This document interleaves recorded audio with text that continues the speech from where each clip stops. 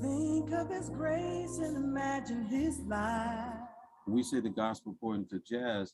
People say, well, wait a minute, what's that got to do with, gospel music? What does that have to do with the four spiritual laws or whatever? I'm like, well, that's just it. This is not that. This is much more profound than that.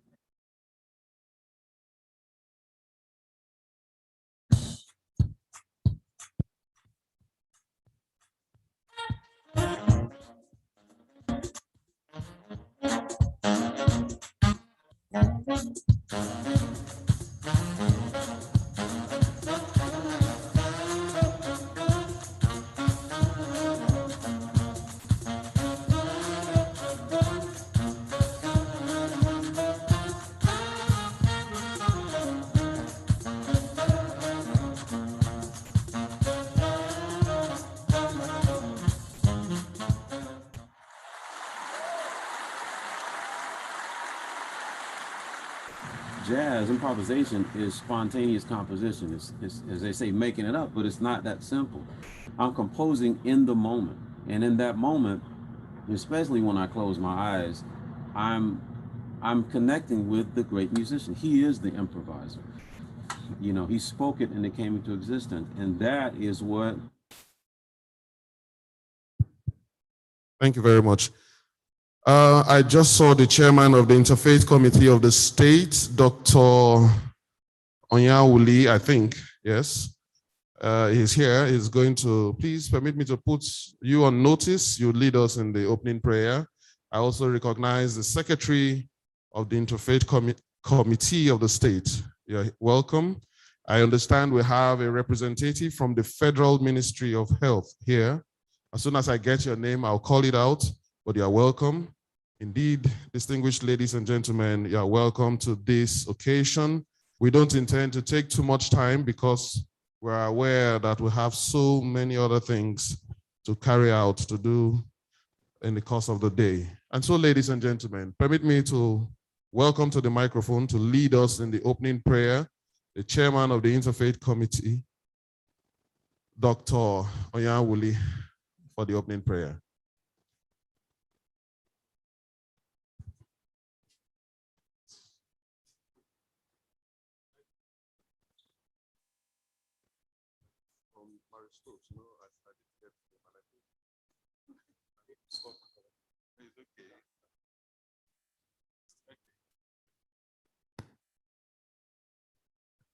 Good morning, everyone. I welcome you all in Jesus' name. Could we rise for a word of prayer? The Most High God, we Ancient of Days, we are grateful that you have given us all the privilege to see another new day. We also thank you for the grace of life itself, the grace to be able to move and do whatever thing we are going to do here today. For gathering us, Lord, we ask, take absolute control. Let every heart here rejoice in that we have come for a good thing, that at the end of this day, your name will be exalted. Those that are on the way to meet us, Father, bring them to join us safely. I stand on my authority and I declare this meeting open in the name of the Father, the name of the Son, and in the name of the Holy Spirit, through Jesus Christ our Lord. God bless you. Thank you very much. Please, let's put our hands. Let's put our hands together for him, please. Thank you. Hold it. That one is straight, so I'll just drop this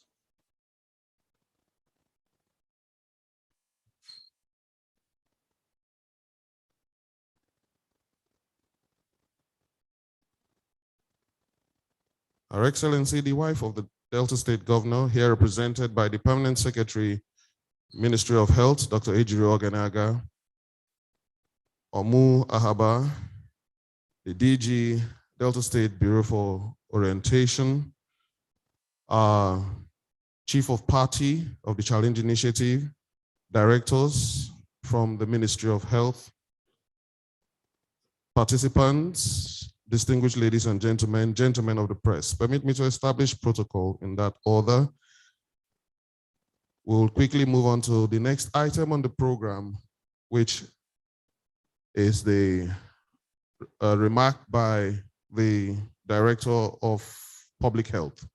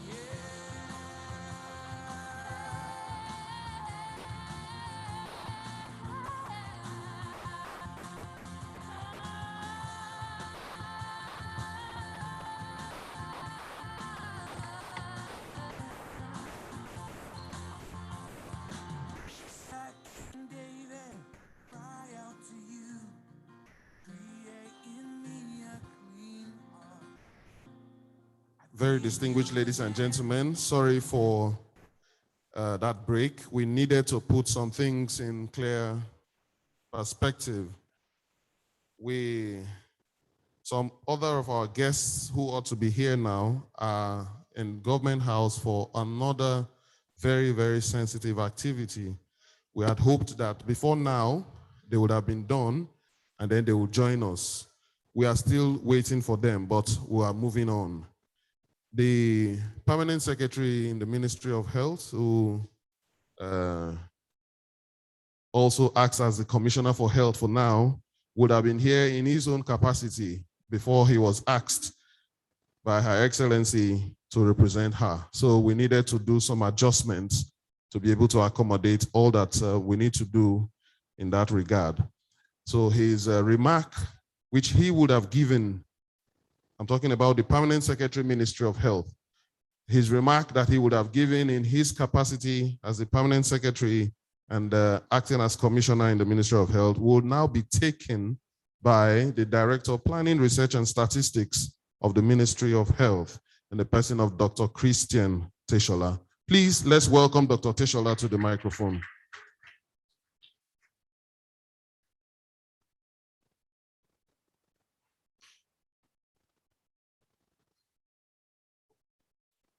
Let me quickly also recognize from the Federal Ministry of Health, Elizabeth. It's Elizabeth Ola Sorry? Oh, Luyomi. I turned this paper upside down. I'm very sorry. Please let's appreciate her presence with an applause from the Federal Ministry of Health, Elizabeth Luyomi.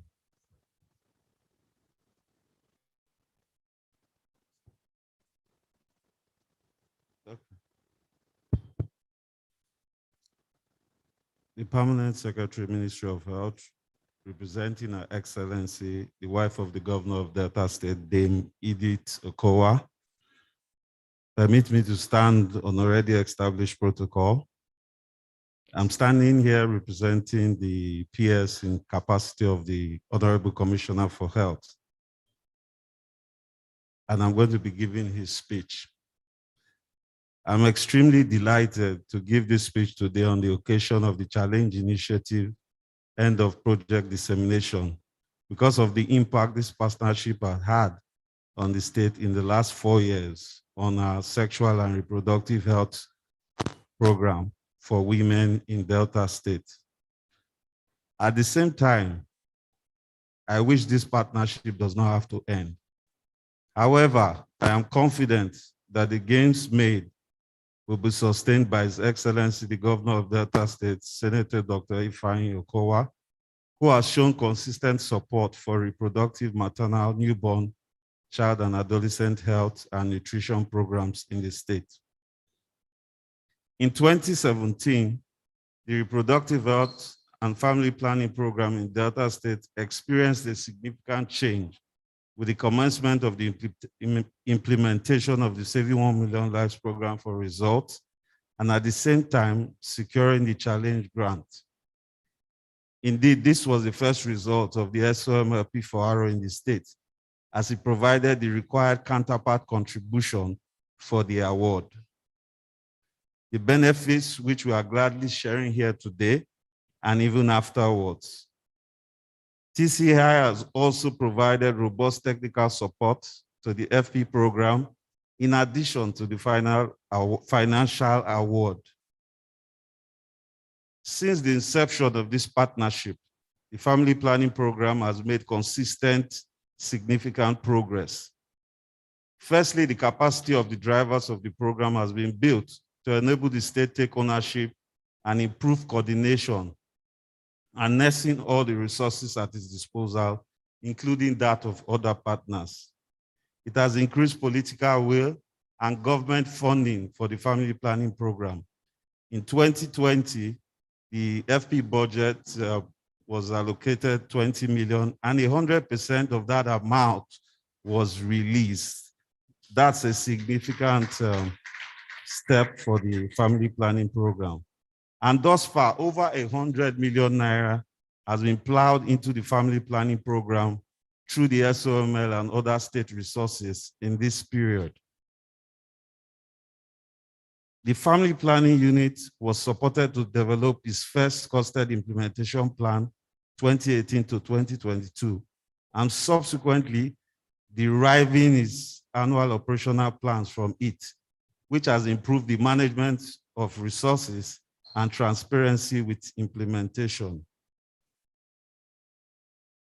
In this period, last 4 years, the number of additional women on modern contraceptives annually has increased from 31,315 as at 2017 to 74,660 as at the end of December 2020. And this was largely due to a vigorous demand generation strategies deployed through the community volunteer engagement and family planning enriches. A total of 49 service providers have also been trained on the full range of family planning services, which include long-acting reversible contraceptive methods. And this has contributed largely to a shift in our method mix from short-acting reversible contraceptives to long-acting reversible contraceptive methods. Currently, our long-acting reversible contraceptive is taking 20% of the method mix as opposed to about 8 when we started. This partnership has improved data management and its use, both programmatically and on the DHIS2 platform, as evidenced by increased reporting rates from an average of 55% in 2017 to 67% presently. This was achieved through the support of the State Monitoring and Evaluation and Health Management Information System structures. Lastly, TCI has supported the state to institute coordination structures, which will ensure that the family planning program continues in its present trajectory, thereby sustaining the gains made. E.g., we have the establishment of the Advocacy Core Group, Media Advocacy for Health, the Interfaith Forum, and the Social and Behavioral Change Communications Committee, to mention a few. As a state, we wish to express our profound gratitude to TCI and the Bill and Melinda Gates Foundation, which have funded this project, because the impact it has delivered cannot be fully quantified. We look forward to more collaboration with TCI, as it is hoped that you will continue to provide technical support to the family planning unit and even in other program areas as the opportunity presents itself. We also want to thank the TCI state team for ensuring a very cordial working relationship with the family planning unit and consequently Delta State. We wish to also extend our gratitude to all heads of MDAs that have in one way or another support the success story that is being shared here today. I want to especially thank Her Excellency, the wife of the Governor of Delta State, Dame Edith Okowa, for being a foremost family planning champion and the special guest of honor today, ably represented by the Permanent Secretary, Ministry of Health. Finally, I wish to thank His Excellency, the Governor of Delta State, Senator Dr. Ifeanyi Okowa, for truly being committed to providing the best quality of health for all Deltans. Thank you.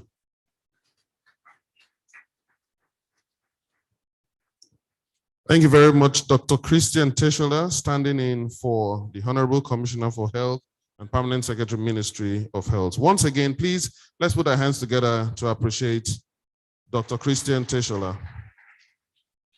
While that was going on, the Permanent Secretary of the Delta State Primary Healthcare Development Agency, Dr. Jude Winful Orieke, stepped in. Please, let's welcome him to the arena with an applause. Moving on quickly now, we'll take on the goodwill messages. We'll take on the first goodwill message from the Bill and Melinda Gates Foundation. Goodwill message from the Bill and Melinda Gates Foundation. Please, the goodwill messages, will take them for just 2 minutes per person, please.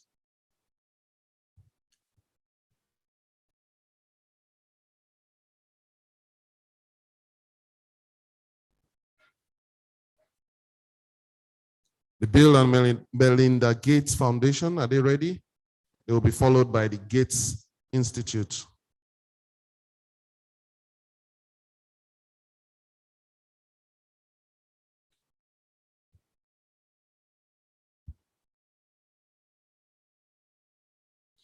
Okay, if they're not ready, the Gates Institute, can we have their goodwill message?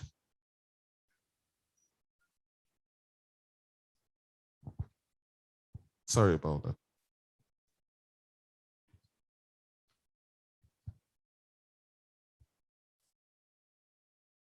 Can I get the audio?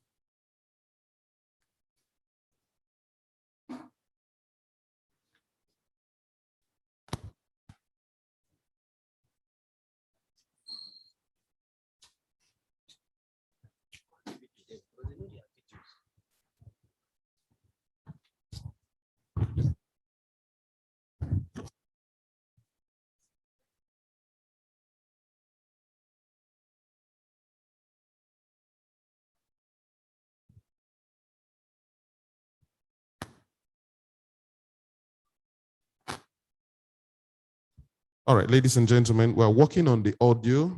I believe in a bit, we will have it up.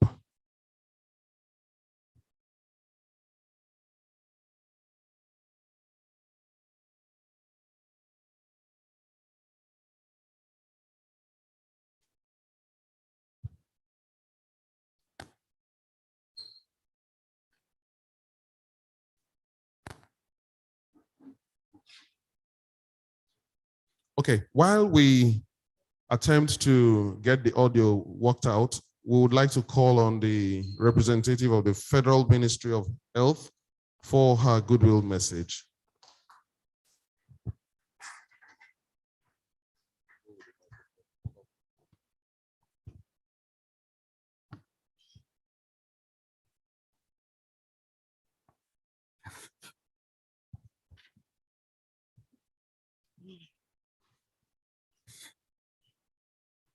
Good morning, everyone.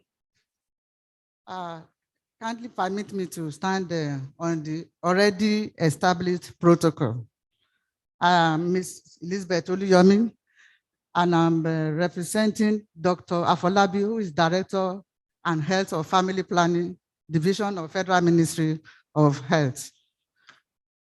Before I go on, I want to crave your indulgence that I will not be able to spend 2 minutes here, because this program is very important to us as government and to even the government of Delta State. So we are very much appreciative of it. So you give me a little time, more than 2 minutes, to really appreciate what has been going on in Delta State. Thank you. So the event, the challenge initiative end of project dissemination and close out meeting that is taking place today, 28 July 2021, having the theme as Journey Towards State Government Self-Reliance and Chronicles of Sustainable Impact at Scale Up for Reproductive Health in Delta State. So on behalf of the director, Dr. Afolabi, Reproductive Health Division of Federal Ministry of Health, I welcome you all to this important meeting, the end of project dissemination and close-up meeting in collaboration with Delta State government. I am actually pleased to be here. It's a place to behold, to be. And we are, on behalf of them, we are grateful that what we are doing here is to celebrate success and achievements in what the TCI has done over the period of years. So we are here to celebrate the achievement, which is actually another milestone in the FP space. So Federal Ministry of Health continues to do all its bit in power to ensure that women, adolescents, girls, and their families have access to quality family planning, sexual and reproductive health services. This is a critical benchmark on global path to universal access to 2030. We are all aware here, we are stakeholders, we know the path to where we are doing, what we are doing now towards 2030. We had previous commitment of FP 2020, which we did not make up, and we are now doing another recommitment. And what TCI is doing is pathway to achieving that commitment. So we are grateful unto that. And we are also grateful for government of Delta State for the creating enabling environment for them to be able to achieve this. So I'm sure that we are aware of these recent meetings on the FP 2030 partnership recommitment process, following the declaration of intent for Nigeria to make her FP 2020 recommitment made by the Honorable Minister of Health, Dr. Osage Henare, at the launch of the final report of the FP 2020 partnership and official launch at FP 2030. This further reiterates Federal Ministry of Health support for improved reproductive health access across all the states in Nigeria, including FCT. So we are indeed very happy to be here today, as I said, seeing Delta State having successfully implemented TCI business unusual model, increasing access to quality health services, the model that have put government in the driver's seat. Government of Nigeria is taking ownership due to the effort of the challenge initiative. They have been able to see that the handwriting on the wall that the center cannot hold now. Government cannot be supplying all what we need. So it is now that each state should take ownership by having budgets, which is already done here, courtesy of government of Delta State and TCI. Kudos for that. So as we continue to celebrate these achievements, we are expected to do more towards this closing of this project. The government of Delta State is expected to do more. So we are sure continuous guidance and support all the way from Federal Ministry of Health, because we are in together. It's a collective effort that we move our country to where it should be. So we are in together in the sense that we're working together for a future where women and girls everywhere have the freedom and ability to lead healthy lives, make their own informed decision about using contraception and having children, and participate as equal in society as development. So to this end, TCI is highly appreciated to have supported Delta State to the level of self-reliance through advocacy that results in budget lining for FP. Doctor has just mentioned the amount that was budgeted for the state. We are happy to hear that. And even training of media crews to disseminate programs, create awareness on concerning family planning, which is yielding to demand generation. So what I see in Delta, we have supply, we have demand generation, and we have sustainability planning. Supply in the sense that government is creating budgets to buy, to do all form of activities concerning FP. Demand is those people that are trained, the medias that are generating information to the public to demand, and most especially our Royal Highness, I remain humble, ma, that has volunteered to be an advocate of family planning. Can we give a round of applause to that man? Thank you. So all this will actually generate demand, and when there's demand and there's supply, there will be improved service. So we are happy for Delta State, what is going on here. And concerning the sustainability plan, we have also trained community-based civil society that will continue to monitor and source out for funds as time goes on, that will continue to be sustained for the state. So 3 things are identified here: supply, demand, and sustainability plan, which the TCI has been able to put across. So TCI, congratulations. Delta State, congratulations. And thank you very much on this note. Yes. Sorry, I take more time. No problem. You told us before you started that you were going to take more than 2 minutes. Please, let's put our hands together for the representative of the Federal Ministry of Health. While she was going on with her goodwill message, we had a royal presence enter the hall in the person of Dr. Matthew Ediri Egbe, His Royal Majesty, JP FOD Owakwa II, Yoko Baru of Ugenwe Kingdom. Ojabere, Ojabere, Ojabere, Wosuto. Your Majesty, you're welcome. Now we would attempt to have the audio of the first goodwill message we called on. That is from the Bill and Melinda Gates Foundation. Please, can we try that?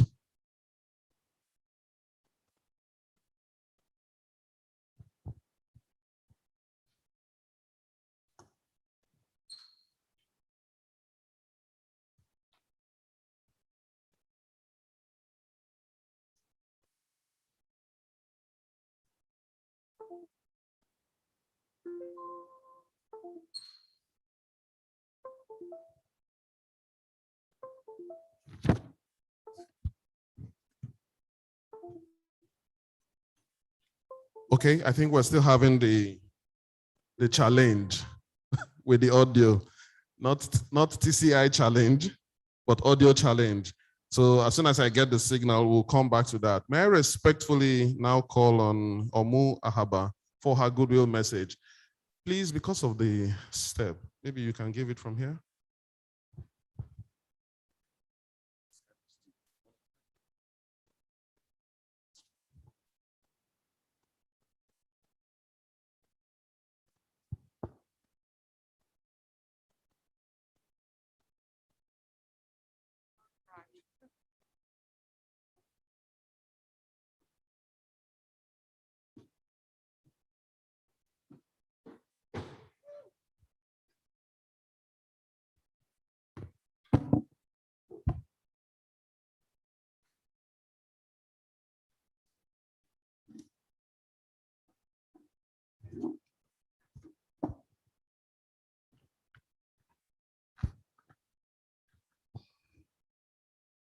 Goodwill message delivered by my humble self, Dr. Ada Biosa, the Omo of Asaba.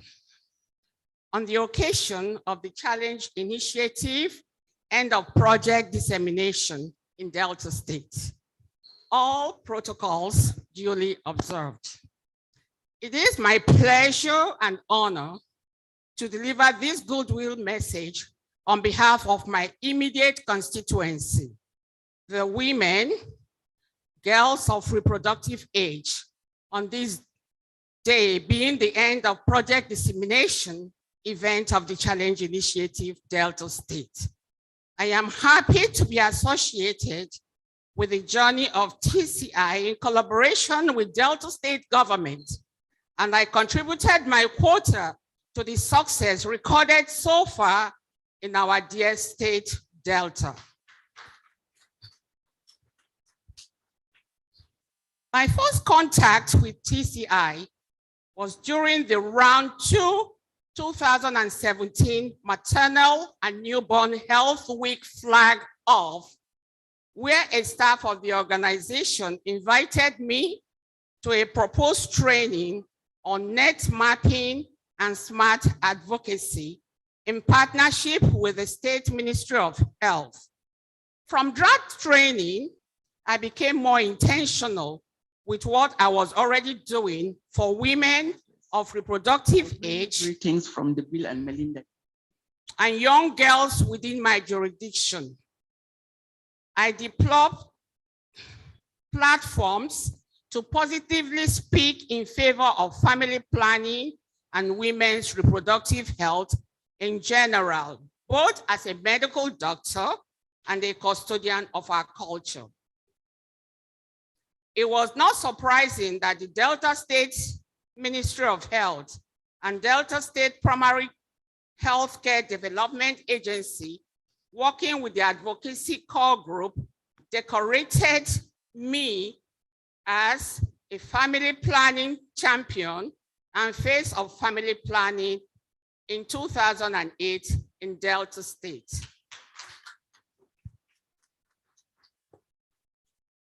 I want to use this medium to congratulate Delta State for the extensive work they have done in the area of family planning, reproductive health, adolescent health, and the successes recorded so far.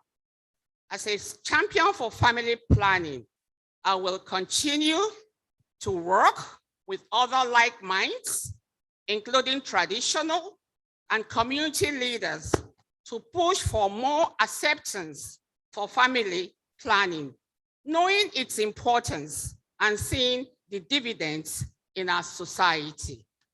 May the Lord bless Delta State.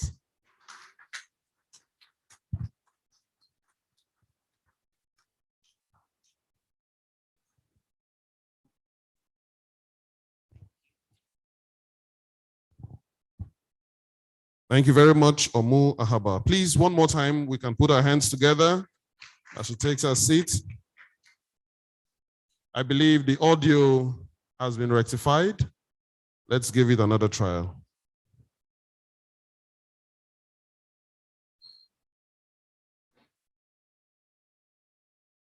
Dear partners and stakeholders, I bring you greetings from the Bill and Melinda Gates Foundation, funders of the Challenge Initiative in Nigeria and partner of the state.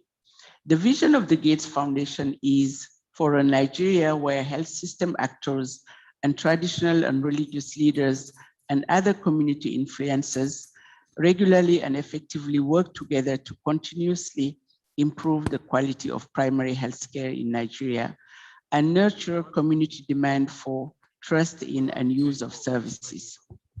We have observed with keen interest and pride your growth in leading and driving implementation of family planning in partnership with the Challenge Initiative, TCI. We are indeed proud of your advancement over the period of TCI support, and we heartily felicitate you on your graduation, which represents the point of your transition to self-reliance. This is indeed a proud moment where you showcase how you have championed business unusual in family planning program these past 4 years. I'd like to take this opportunity to thank and congratulate the TCI team for having demonstrated over the last 5 years strong experience implementing programs in Nigeria, a thorough understanding of scale, sustainability, lasting partnership with states, and innovative financing models in reproductive health and adolescent and youth sexual and reproductive health. They were able to build an extensive network of partners across the 14 states where they support them investing in and implementing family planning programs to further their human capital. This is not really the end, but transition to greater achievement. By attaining graduation status, your state is now a center of excellence and learning, and we look forward to future collaboration. Congratulations for coming this far, and congratulations again for the distance you still go to address the needs of women and girls in your state. Thank you. Thank you very much. We take on the next one. It's going to come via the same media, and it's going to be from the Gates Institute.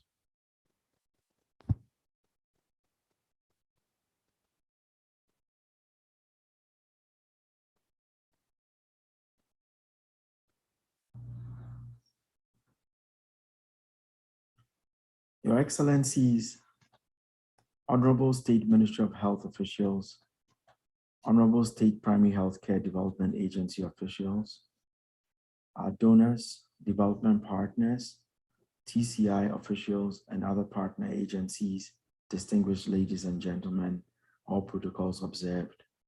I bring you greetings from the Challenge Initiative headquarters at the Gates Institute at the Johns Hopkins Bloomberg School of Public Health in Baltimore, USA. And I also bring you greetings from all the 108 geographies that are implementing TCI's approaches in Africa and Asia. They bring you messages of congratulations on the great achievements in your program in your state. My name is Kojo Loko. I'm the Executive Director of the Challenge Initiative. It is indeed an honor and privilege to join you for this all-important event as we take stock of our achievement and set new heights for ourselves. TCI joined hands with you about 4 years ago, and you sat in the driver's seat and led this business unusual approach to improve family planning indicators in your state. I know initially TCI's methodology of supporting from behind was new, but sooner than later, you got into the rhythm of it. We at TCI believe this is how development assistance should be, that development partners support from behind as the beneficiary geography or state leads the intervention.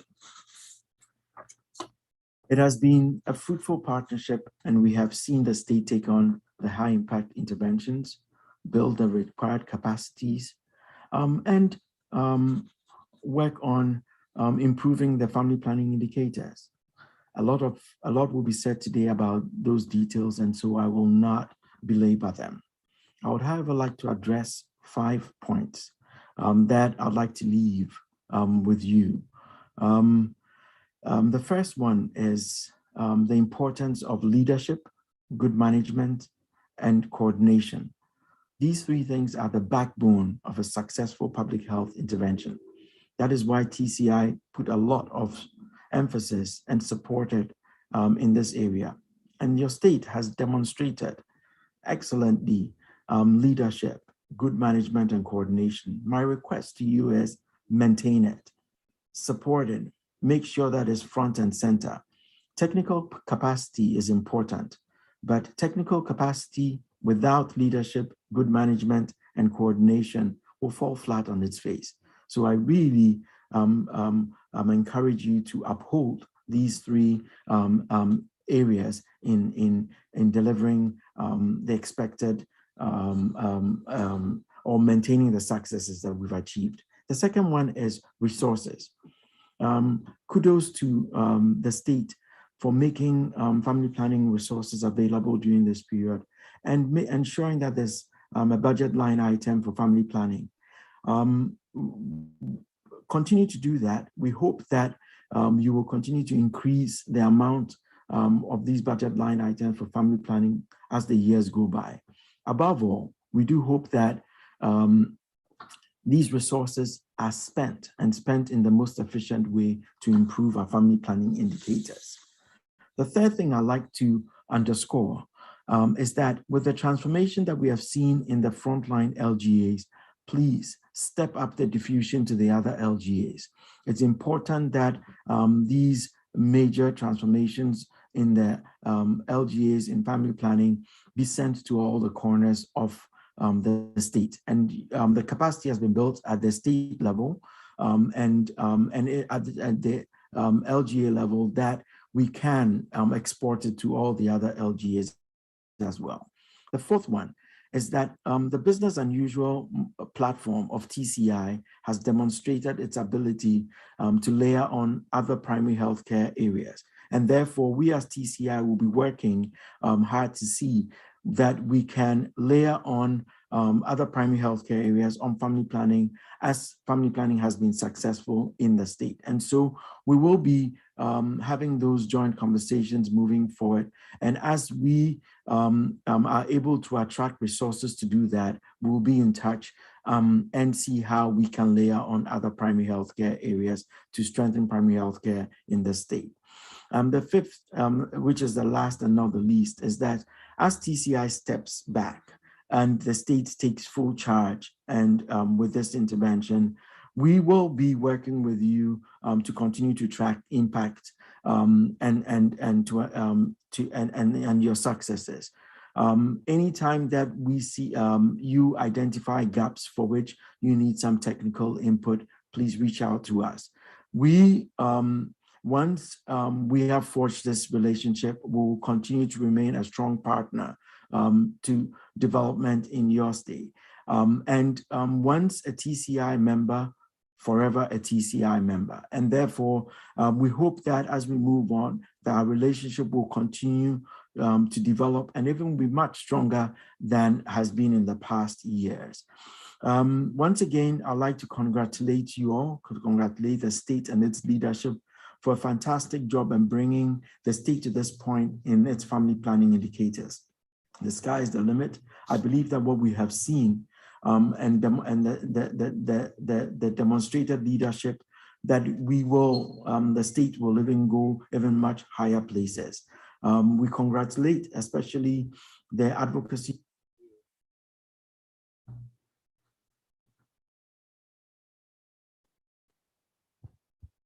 Okay. Thank you very much. We are done with that. And finally, we have the third one, which will also be transmitted via same media from JHU CCP. Warmest of greetings. I'm so honored to be with you. And on behalf of the entire Johns Hopkins University Center for Communication Program, CCP, our global family says congratulations to you on successfully reaching this wonderful milestone of graduation. Over the past few years, I've watched in awe as we have come together as partners to tirelessly pour our hearts, our minds, and energy into improving the quality of family planning services. It has taken an incredible amount of hard work and sacrifice and tenacity. And even through the COVID-19 pandemic, none of this changed. And so our deepest gratitude goes out to everyone who has stood behind the innovative, impactful TCI model over the past few years. Those who have served as leaders, guides, and mentors, we say thank you. And those who have done such incredibly hard work in the communities and the health facilities, we say thank you. At CCP, we're strong believers in partnerships and in walking hand in hand. At CCP, we're strong believers in being evidence-driven and being willing to learn as we go.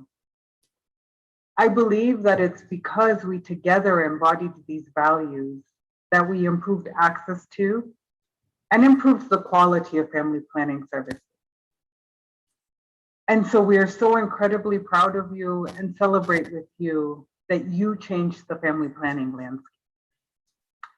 And so once again, on behalf of the entire Johns Hopkins University Center for Communication Programs family, we say congratulations to you all on successfully reaching this incredible milestone of graduation. To all our partners, we say thank you for choosing to walk with us in partnership and for being willing to achieve so much together with us. And to the CCP TCI project team, we are so incredibly proud of you and celebrate. Thank you very much. Let's put our hands together. We would now like to call on other partners that are here. First, representative of Mary Stopes. Are they here? Representative of Mary Stopes. We want to move quickly. If we don't get any signal, then we'll call on the representative from AF, please, if they're here.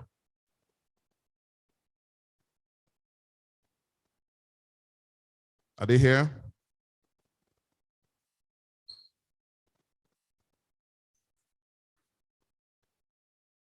Oh, wonderful.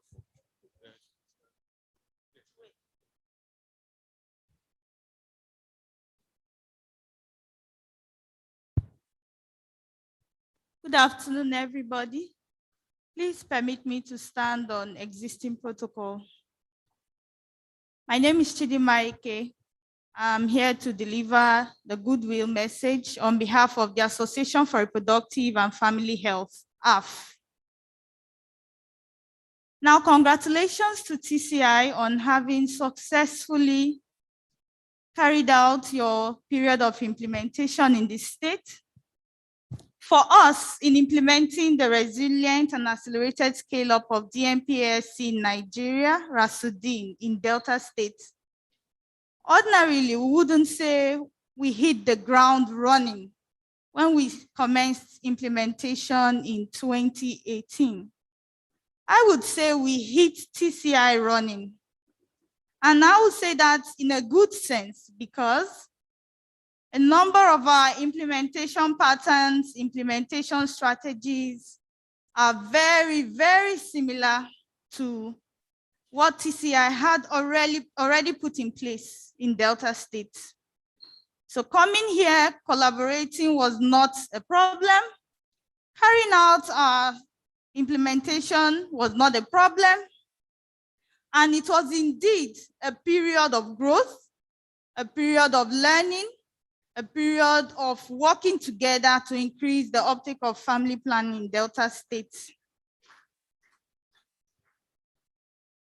Now, as TCI is graduating and Delta State is graduating as well, I would say, as a partner, that every effort TCI has put in the state is one that is sustainable, is one that is not just a framework, but a framework with flesh. When we speak of resources, TCI put things in place for every partner to emulate. When we speak of mobilization, all we do in that aspect is just adding on what has already been built. Then when you come to the area of service delivery and human capacity development, it is going to be as if we are replaying a broken record when we say that they indeed did a good work, which we are building on.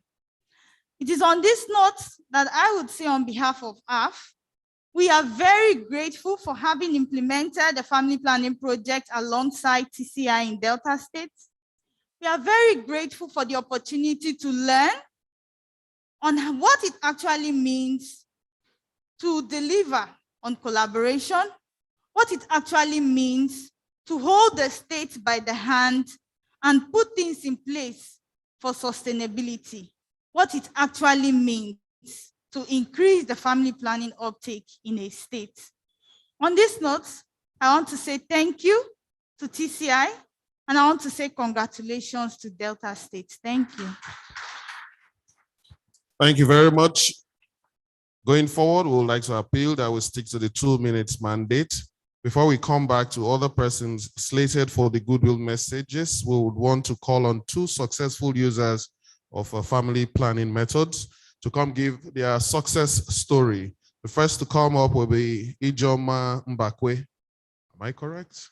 Please, let's welcome her to the microphone, Ijoma Mbakwe, and then she'll be quickly followed by Vivian Onyawa. Please, you have just 1 minute. Just make it as quickly as you can.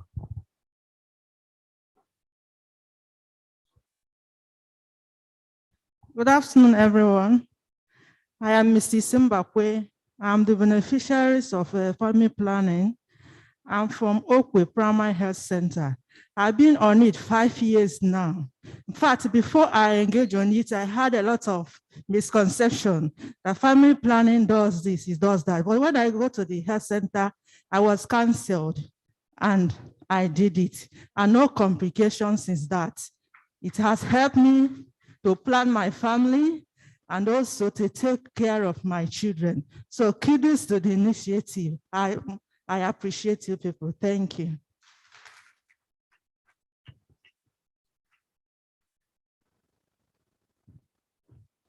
Thank you very much, our first success storyteller, and for letting us know it's afternoon already. And we want to quickly call on the next on our list. Onyawa, Mrs. Onyawa, please.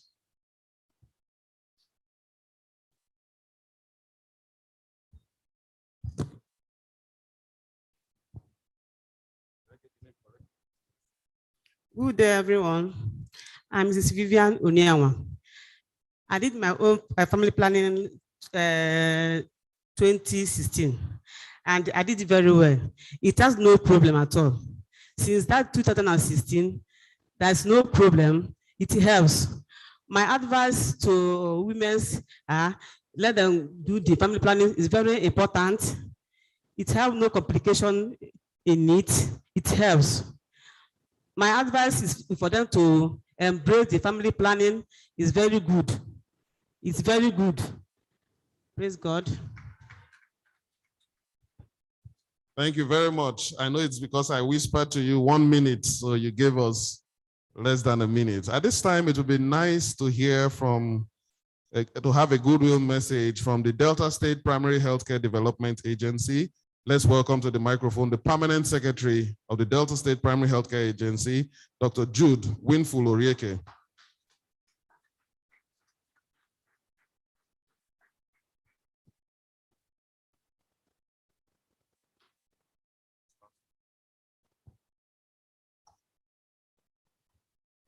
Thank you very much. Your Excellency, the wife of the state governor, our royal mother and father here present, special assistants, special advisors to His Excellency, the representative of the Prime Minister of Health, the Director TCI. I welcome you all. Let me stand on existing protocol. Yes, we are very happy today for the TCI having completed the assignment in Delta State and successfully. And though we are not happy that they are going on the other side, we are also happy that we have been able to work together over the years. I remember when they came in, it was also, we welcomed them very well.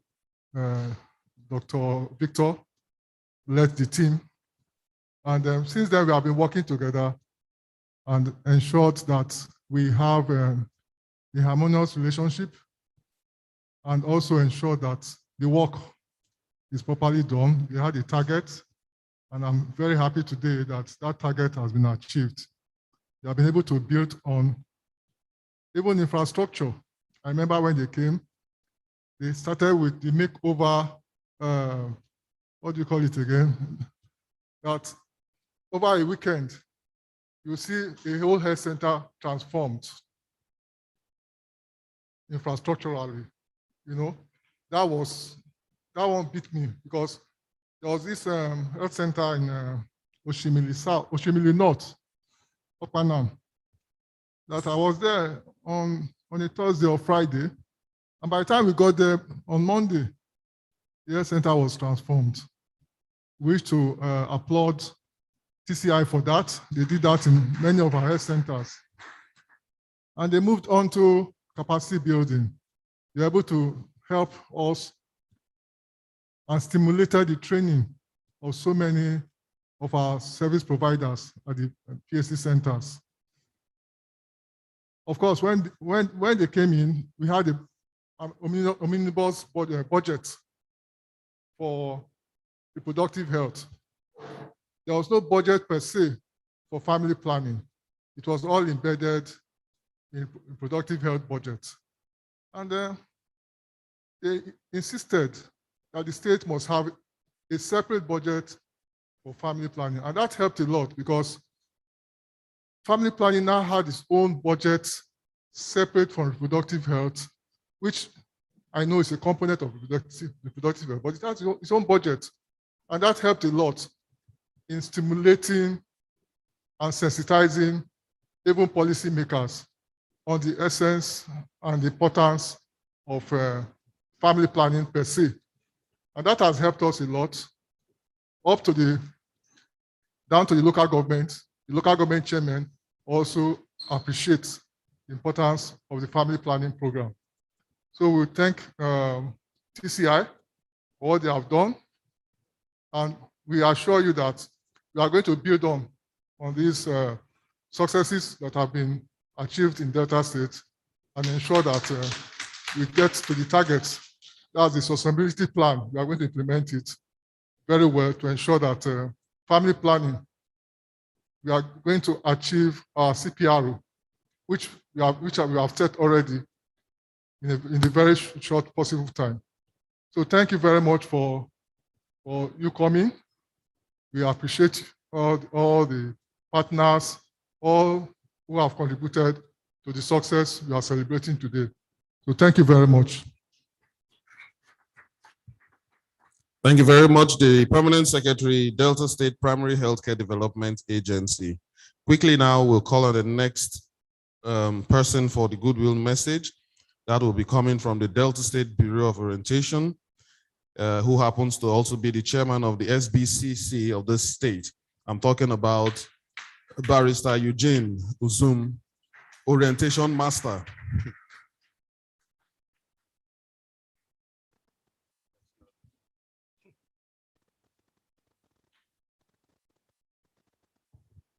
Thank you very much, my brother Imokinobu. Your Excellency, wife of our State Governor, Senator Dr. Ifeanyi Okowa, Dame Edith Okowa, our Royal Majesties here present, NGOs, my friend and brother, Dr. Winful, not forgetting Mrs. Popo and Dr. Ferife. Please permit me now to stand on existing protocol. Just permit me. Thank you. We want to congratulate the Challenge Initiative, the TCI, for driving the process for improved healthcare delivery. No doubt from the ovation of what we've been seeing here, they've done a great job. I can see a lot of persons and institutions are pained that they are, taking a leap to another level in terms of service delivery to our people by going back to base, fully to come back. We appreciate you. State Orientation Bureau appreciates you big time. We also appreciate some of the driving forces, which I'm privileged to head one, which is the SBCC, which has been on since May 2021, and it's been, in charge of demand generation activities and collaborating in terms of health education. We're also aware of various partnerships that has actually enhanced processes in the state, especially working closely with the SBCC on I recall the World Population Day and the activities at Ubuangwe, and the school sensitization on drug abuse and other programs.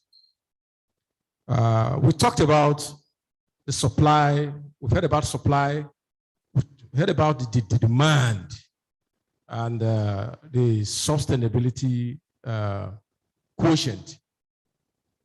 And in that direction, I want to once again say a very big thank you once again to the TCI, but with an addition.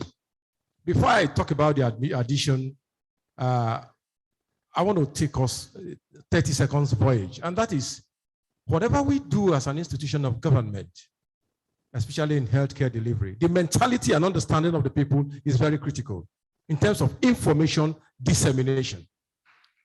Like I mentioned to somebody, I said, health challenges, yes, we had the COVID-19, for example. It was a critical medical situation. But at the same time, a very critical information and orientation situation, because when you know preventive, you may not even contract it.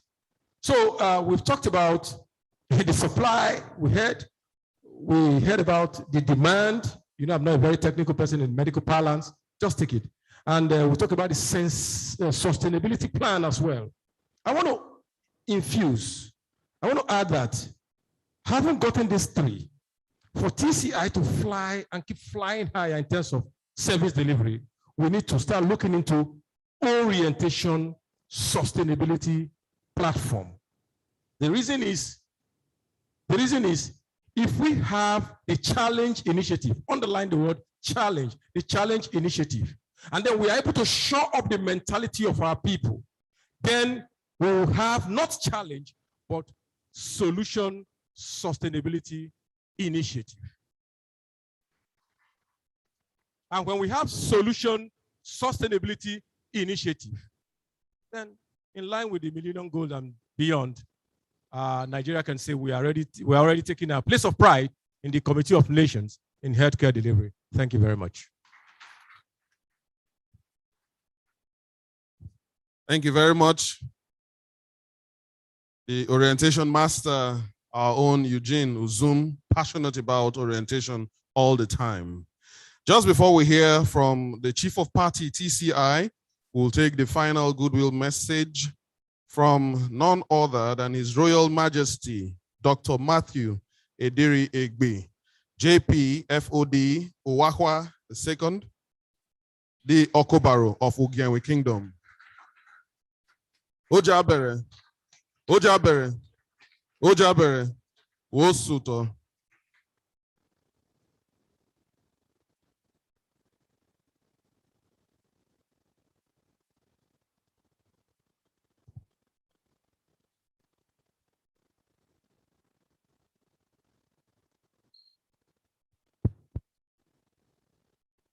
Good afternoon, everybody. Her Excellency, the wife of the governor of that state, believes represented here. Others very senior partners in this program, Her Royal Majesty, I bring you greetings from my kingdom. Incidentally, TCI was in my palace to initiate this program that is about rounding up. And then it's a beautiful thing what they came to do, you know, enlightening us the more, even though some of us know the beauty of child spacing and family planning. We happened into it, and I remember very well that they came on the second time to give me an award. It's on that premise that I find it very expedient to come here to extend a goodwill message from my kingdom, talking about the Ugandan kingdom. In government circle, we call it Jeremy Kingdom, in Ugelesa local government area at the headquarters. We need to actually do a lot on child spacing. We need to do a lot on family planning, because now the program is running up. We should not take it for granted that because it's not rounding up, we should put it aside. It's something that we should take as part and parcel of our lifestyle. Because so many issues that are happening in the society today are fruitions of uncared for childbirths. And if we are able to handle it like so many other countries, like you see in US, in UK, and even in Ghana here, some of the unwanted pregnancies, which are not well cared for, will be behind us and subsequently improve on our lives. I want to thank you for the effort you have put in this project. I do not really have a lot to say, but to encourage you and to encourage us to continue in this speed. Thank you very much for what you have done, and we'll continue with the good work you have established. Thank you very much. Ojabere, Ojabere, Ojabere, Osuto. One more time, please put your hands together for His Royal Majesty, the Okobaro of Ugandan Kingdom. Thank you so much. We will now call on the last in the list of the goodwill messages, and that is the Chief of Party of the Challenge Initiative Nigeria. Please, let's welcome to the microphone Dr. Victor Igaro.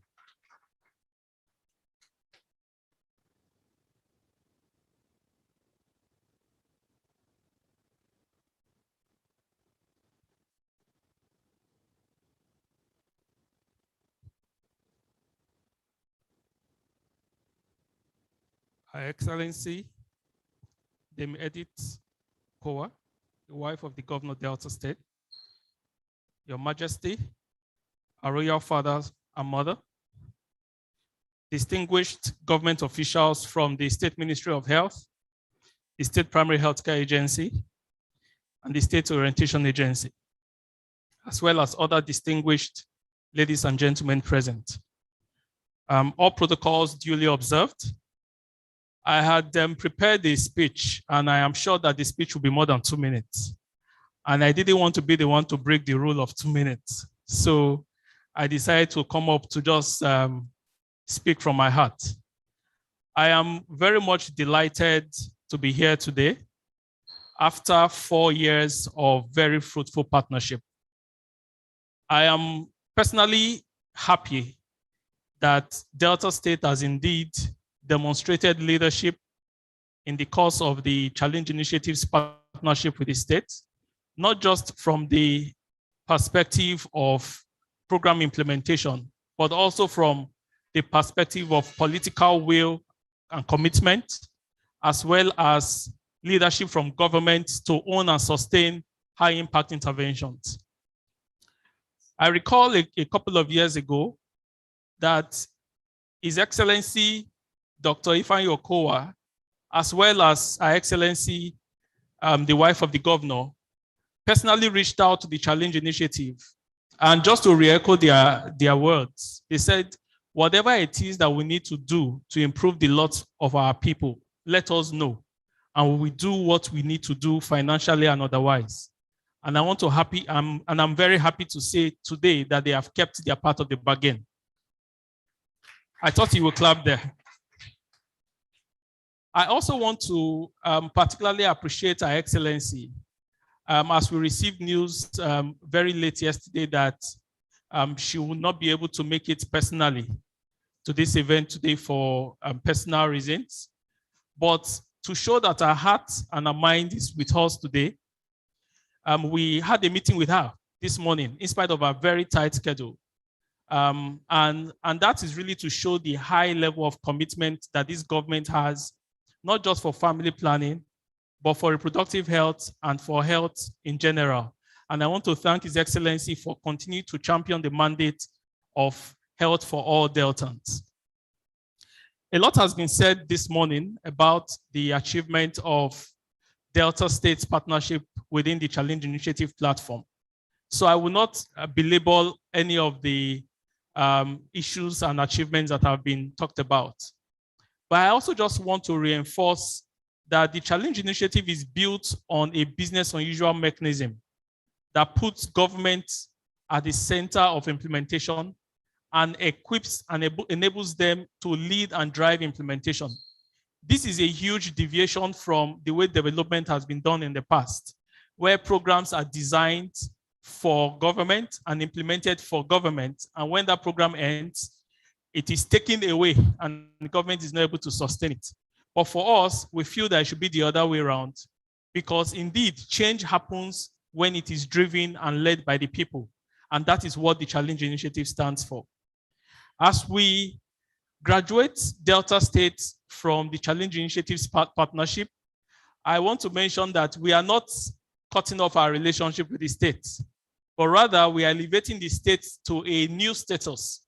And this new status presents Delta State as one of our learning hubs in Nigeria. As a matter of fact, yes, please clap.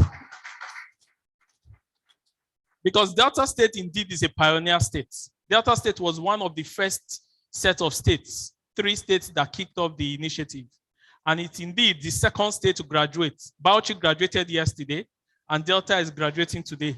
So I hope that the state is ready to also coach and tutor other states that also want to join the Challenge Initiative, while we'll continue to provide technical support as is required, because this is a partnership for life.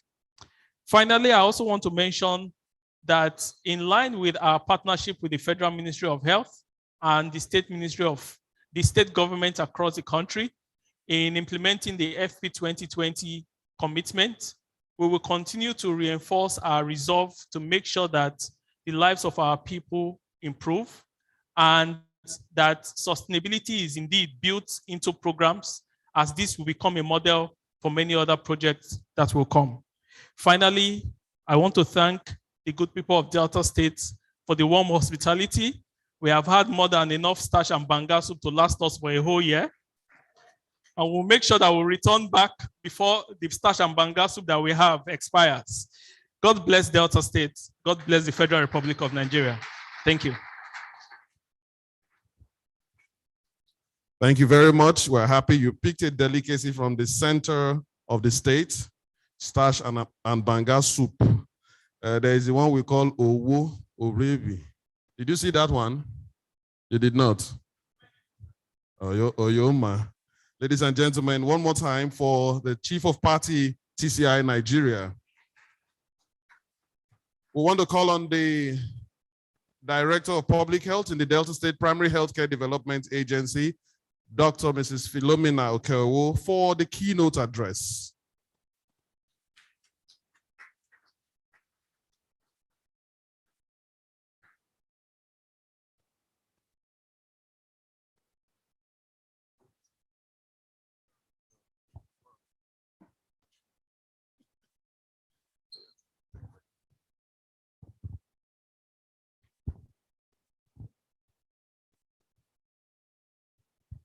Good afternoon, everyone. Kindly permit me to stand on an already established protocol. Keynote address delivered by the Director of Public Health, Delta State Primary Healthcare Development Agency during the TCI end of project dissemination scheduled, on the 28th of July, 2021. I am glad to deliver this keynote address on this day in the midst of highly esteemed persons, being part of the team that expressed interest for the TCI partnership in 2016. And I worked with the team till the very end, by the grace of God. The theme for today is aptly captured. As aptly captured is Journey Towards State Government Self-Reliance and Chronicles of Sustainable Impact at scale for and Chronicles of Sustainable Impact for Reproductive Health in Delta State. Globally, family planning continues to generate a major discourse because of its importance in contributing to attaining the Sustainable Development Goals. Access to voluntary family planning, which is a key component of reproductive health, has been proven to have transformative impact on families, communities, and countries to promote health and prosperity. We've been hearing that since we came here. Family planning information and services give women, men, couples, and even adolescents the opportunity to prevent unintended pregnancies and choose whether and when to have a child, thereby unlocking their future opportunities. A pertinent question that needs to be answered from the theme of today's event is, how can Delta State sustain the gains recorded in our family planning and reproductive health program and be fully self-reliant in managing the program with little or no partner support?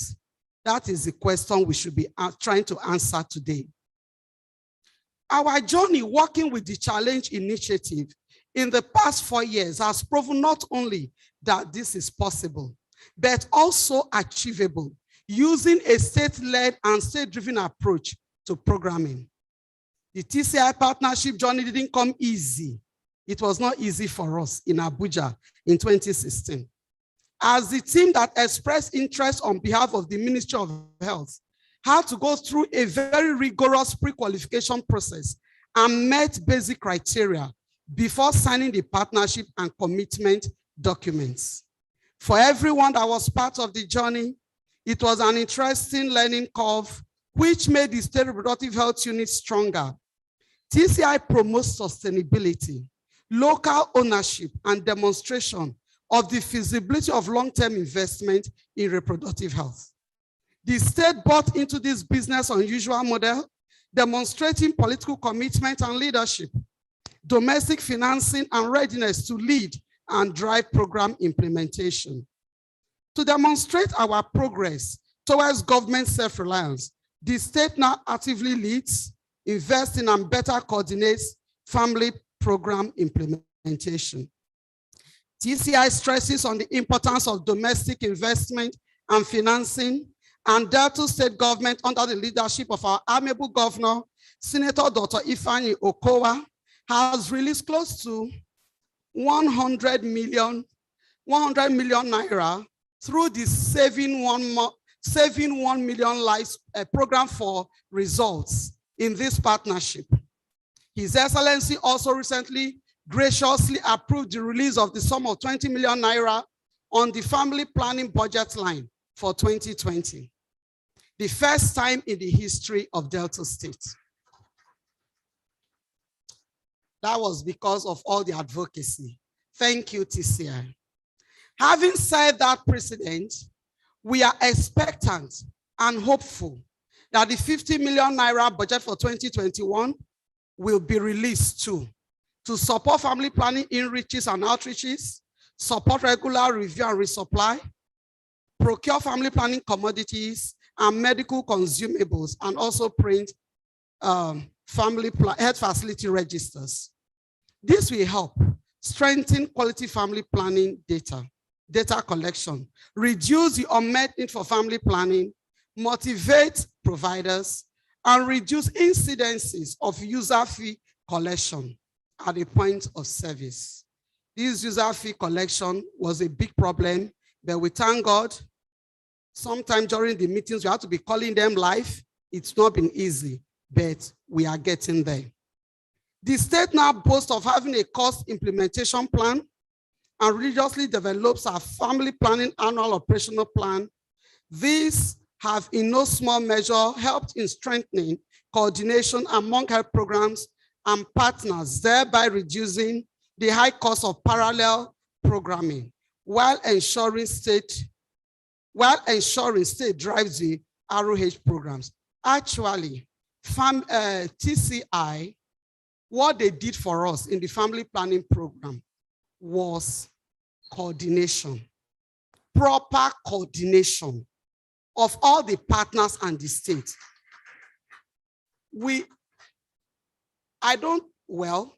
They made us establish a weekly meeting every Tuesdays, first thing in the morning.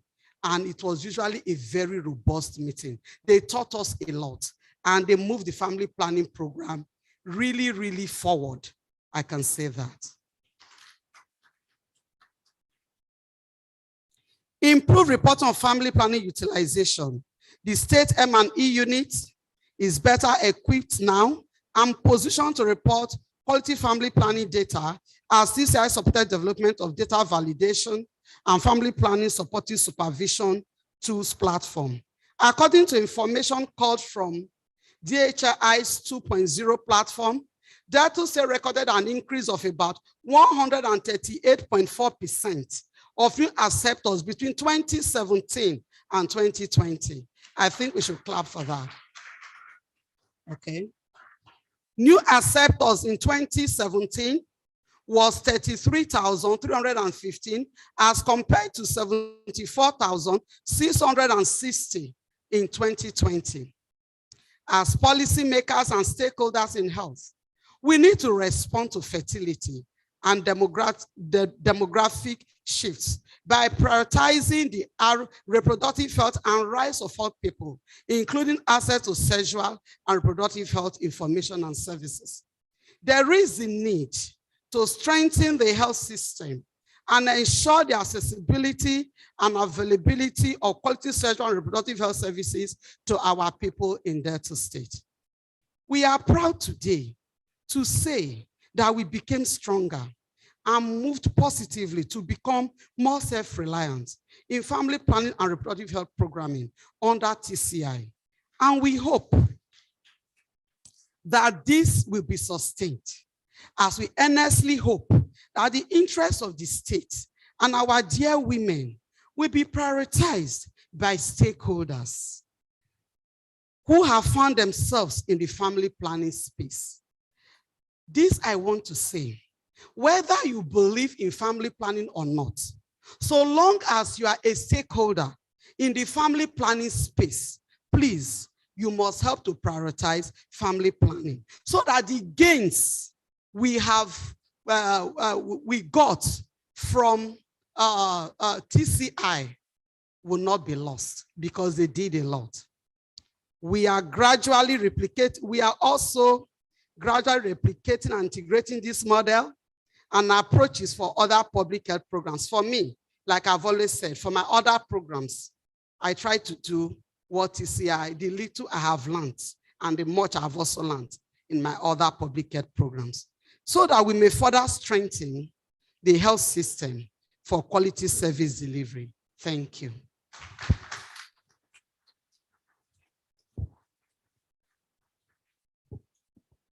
Thank you very much, Dr. Mrs. Philomena Okeowo, Director of Public Health of the Delta State Public Health Department of the Delta State Primary Healthcare Development Agency.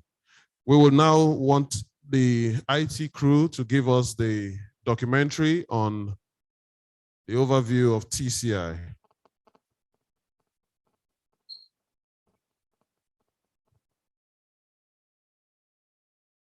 Sound.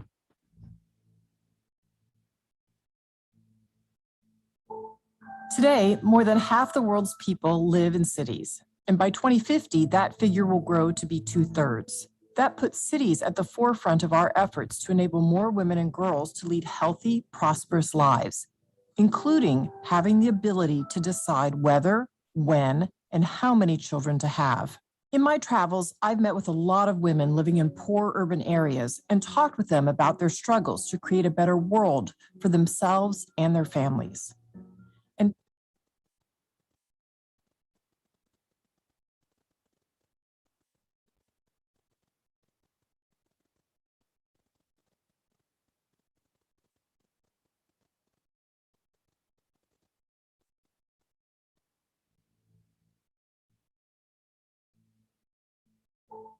Today, more than half the world's people live in cities, and by 2050, that figure will grow to be 2/3. That puts cities at the forefront of our efforts to enable more women and girls to lead healthy, prosperous lives, including having the ability to decide whether, when, and how many children to have. In my travels, I've met with a lot of women living in poor urban areas and talked with them about their struggles to create a better world for themselves and their families. And time and again, it's women who raise the issue of access to contraceptives and health education for both themselves and for their children. So many have repeated unintended pregnancies, often before they're ready to have children. And because they know the devastating effect that poor health has on their families and their communities. Family planning is one of the best investments one can make in achieving sustainable development goals. According to the Copenhagen Consensus Center, an independent research body, for every $1 that one invests in family planning, you reap the benefits equivalent to $120. Over the years, Nigeria has made some appreciable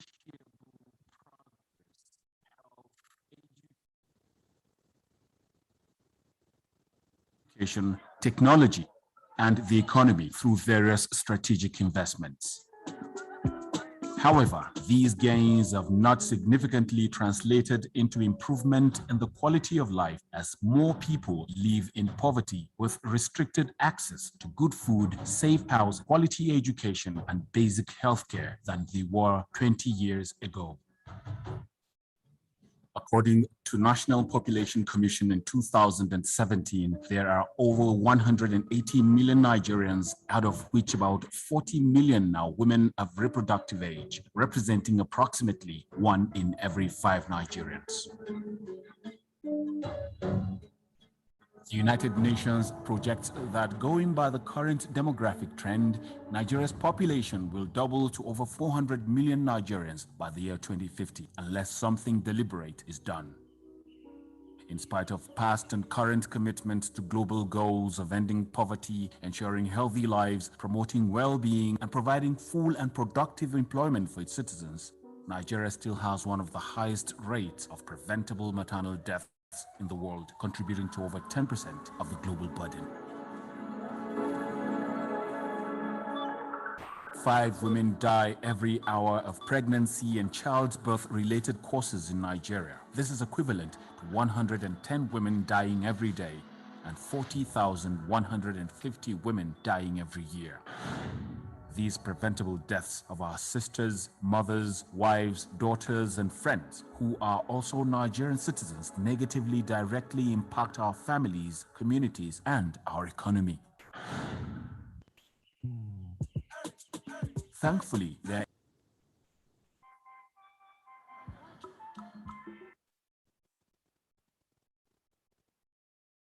Nigerian citizens negatively directly impact our families, communities, and our economy. Thankfully, there is a way to substantially improve this situation. This is where family planning or childbirth spacing comes in. Empowering families to have children they can adequately cater for will help in reducing economic burden and lift families out of poverty. making contraceptive information and services available to everyone who needs it. It's a moral obligation. It is a cost-effective way of reducing infant and maternal morbidity and mortality. It improves health and quality of life. It empowers families and communities on a pathway to poverty reduction. No woman deserves to suffer or die bringing forth another life. Every child deserves to live, thrive, and prosper. A recent IMF report in 2018 shows that economic growth and recovery, although progressive, remains slow, barely keeping pace with our rapidly growing population, a pace that hampers efforts to boost employment and reduce poverty. Though there are other factors that contribute to the GDP, there is substantial evidence that countries that have reduced total fertility rate have significantly improved their GDP. Reduction in the total fertility rate is correlated with increased productivity, which enhances gross domestic product, GDP. Naturally, we all know that the more people you have in a family, the more it will take to keep that family going in every dimension. Feeding them, clothing them, sending children to school. So the more you have in the family, the more children, the more you have to spend. And the less you have to invest, because investment often results from the leftover, haven't done the basics. So naturally, if you have a large number of children, there's less saving, there's less investment. There is a direct correlation between lowered fertility rates and increasing family buying power. Evidence suggests that in countries where families have the number of children they can cater for, there will be reduced economic burden on the household. If families enjoy this benefit of improved economic well-being, then you can imagine how this translates to boosting the economy of a nation like Nigeria. With reduced burden on the household resulting from childbirth spacing, families are better able to afford good food, attain higher education levels, and have better health care.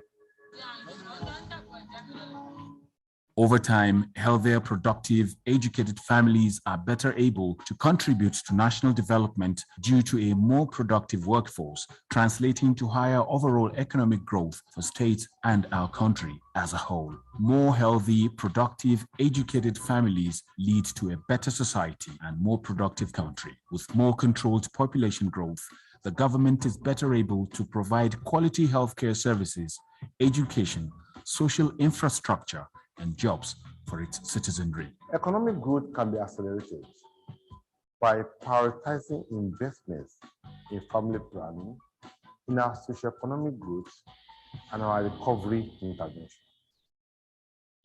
Government need to take the lead in ensuring that every man and woman in our urban and rural areas have access to effective family planning as part of their focus on maternal and child health improvement. It is not enough to provide family planning services. Government should also encourage people to take up family planning as part of the effort to improve our socioeconomic growth. The solution is in your hands. All you need is act now. Evidence shows that Nigeria can transit from a lower to a higher middle-income country in 40 years if she invests in more ambitious family planning programs. Family planning or childbirth spacing can help to have smaller families, leading to massive economic gains that can potentially lift 53 million people out of poverty by the year 2020. Business unusual because it brings together key innovations in the development financing business. It operates on the principle of self-selection, meaning the cities self-select in order to become part of TCI, and they will have to bring their own resources to the table. If they're part of TCI, they will have access to a challenge fund, initially seeded by the Gates Foundation, so that for every investment that you make, you leverage other resources. It practices angel investing, a very entrepreneurial approach in which the partners receive a core investment and then they can grow that investment over time as they bring in more cities and geographies as part of TCI. And finally, efficiency and effectiveness is built into the performance metrics, which means that donors, including high net worth individuals, would be able to see the return to their investments. Investing in family planning saves lives and unlocks the potential of women everywhere. It's one of the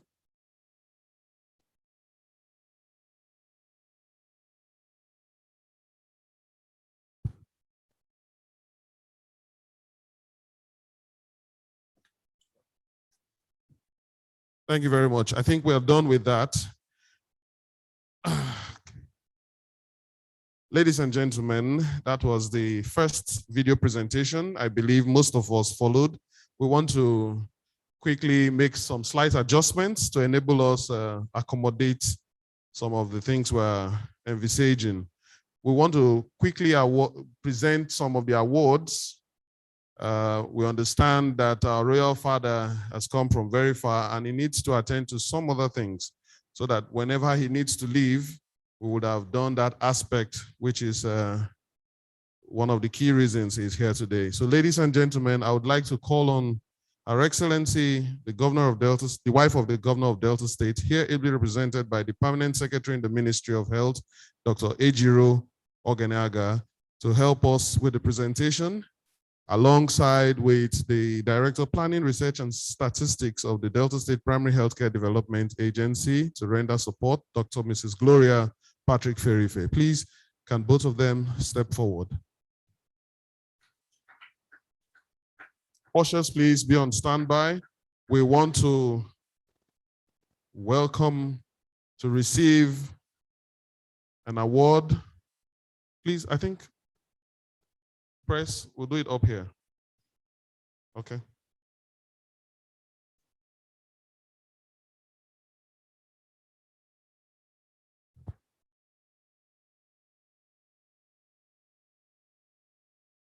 Let's have the award, please.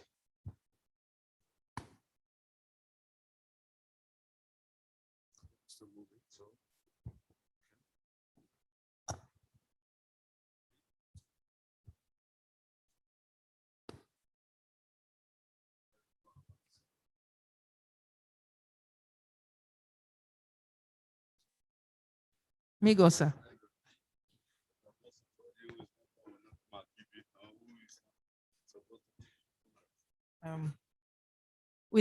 With deepest appreciation, TCI wishes to thank His Royal Majesty Matthew Ejiri Egbi, JP, the Kobaro of Jeremy Ujenwe Kingdom, for his immeasurable contributions to family planning and reproductive health in Delta State. This award is being given today, the 28th of July, 2021, and is signed by Dr. Victor Igaro, the Director, TCI, John Hopkins Center for Communications Programs. P.S.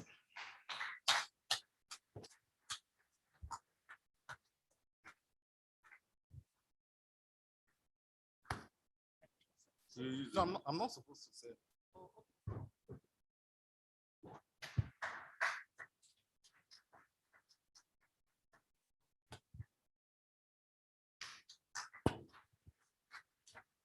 We'll have a second one to be presented to Omu Ahaba. Ojabere, Ojabere, Ojabere, Osuto, the Okobaro of Ugenwe Kingdom. Thank you very much. We now call on Omu Ahaba for her receipt of award. Please, we can do that down there.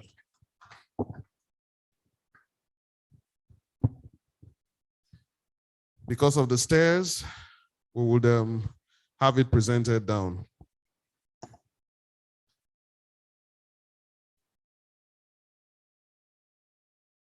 Igwe. With deepest appreciation, TCI wishes to thank His Royal Majesty, Dr. Ada Waneka Biosa, the Omu of Ahaba,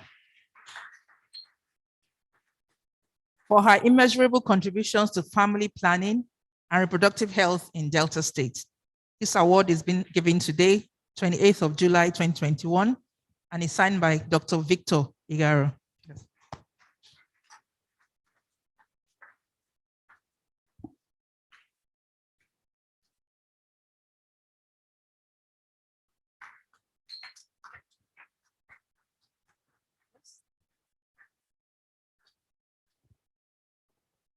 I think so. Thank you, ma'am. Thank you very much. And in accordance, royal greetings from royal father and royal mother. We would like to hear from His Royal Majesty, the Okobaro of Ogiawe Kingdom, in response to the receipt of this award.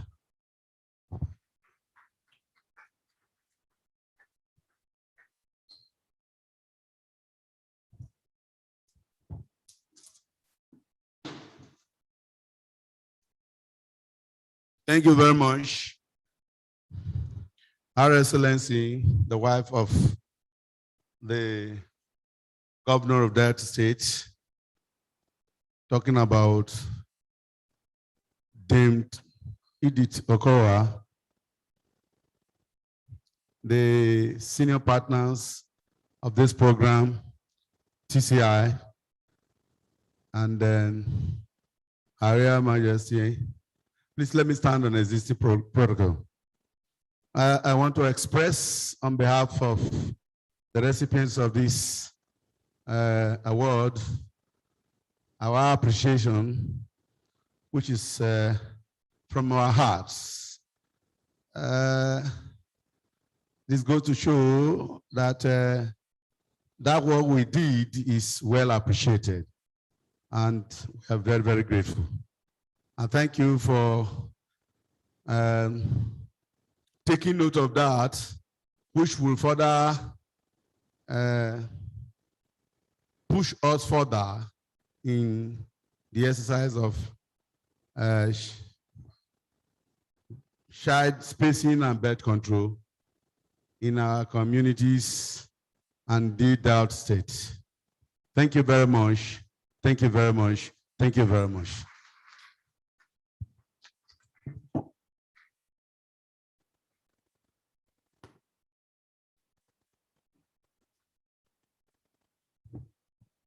Thank you very much, His Royal Majesty. We want to crave your indulgence and appeal to His Royal Majesty and Her Royal Majesty that the Chief of Party and indeed the TCI team would love to have photographs taken with you following the receipt of the award at the stand right over there. If you don't mind, we can do that right away. We wouldn't want to hold you much longer than now. His Royal Majesty, the Okobaro of Ogiawe Kingdom, and Her Royal Majesty Omuahaba. Please, the TCI team can join in the photograph now. Immediately after that, we'll come back and have a few more presentations made before we carry on with other lined up activities.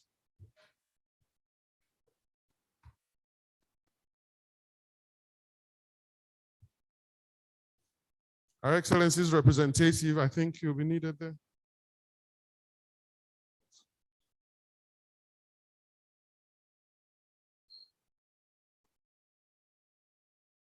Her Excellency's representative, please, you are needed. And the representative from the Federal Ministry of Health. The Permanent Secretary, Primary Healthcare Agency, just hold on. Anyway, we can keep taking, the photographs can keep, we can keep going on with the photographs.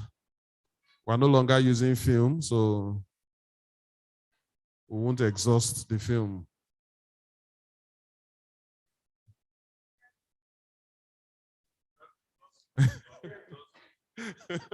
We exhaust space these days. Space, yes. Thank you very much, Your Majesty and Her Royal Majesty Omuahaba. We appreciate the fact that you came all the way from Ugiawe Kingdom, from Delta Central, Ughelli South precisely.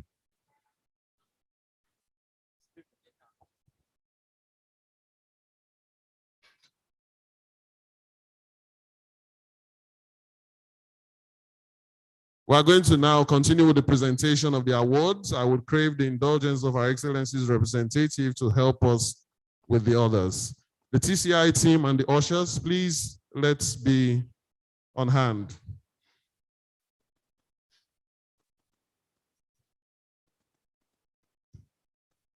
Light music, DJ.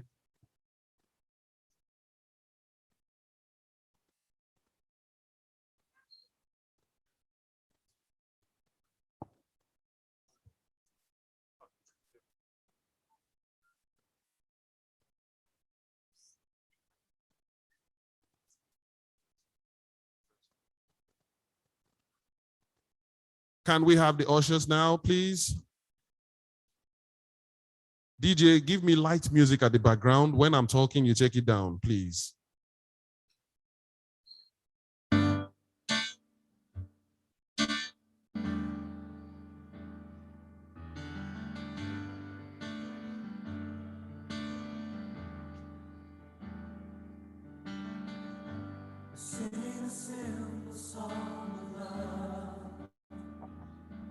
The first of the awards tonight, this afternoon, will go to SBCC, Social Behavioral Change Committee, SBCC.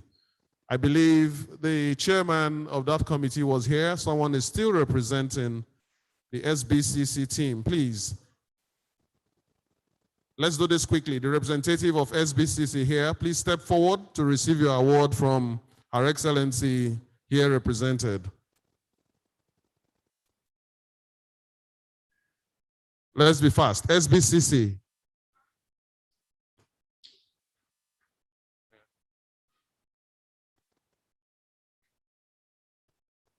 Advocacy Core Group, please be on standby. You are next.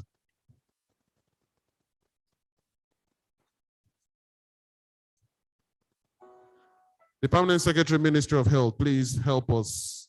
Our Excellency's representative. Now, the first is for SBCC. A member of the committee standing in for the committee would receive. Please go ahead.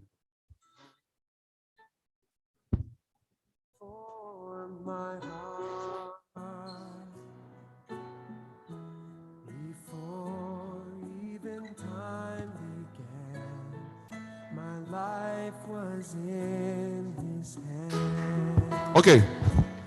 Amaka Kensho, please receive for SBCC.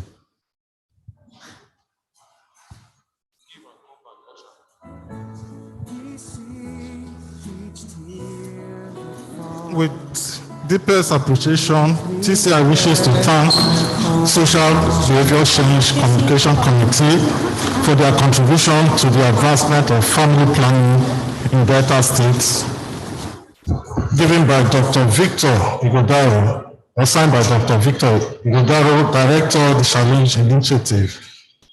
Thank you very much. Applause, please. Advocacy Core Group, you are next. Advocacy Core Group, please let's be fast. Advocacy Core Group, representative of Advocacy Core Group, go now. Media Group, you will follow. Media Group is next.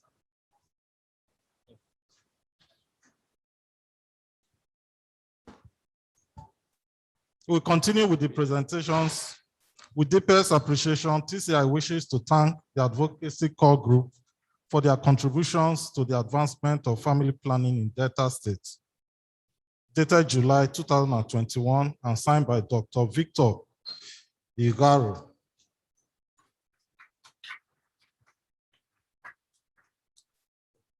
Thank you, Advocacy Core Group. The next will be Media Group. Media Group. Can see our own Helen from NTA there. Good. The Media Group. Interfaith Forum, you will be next. With deepest appreciation, TCI wishes to thank the media group for their contributions to the advancement of family planning in Delta State. July 2021, signed by Dr. Victor Igaro.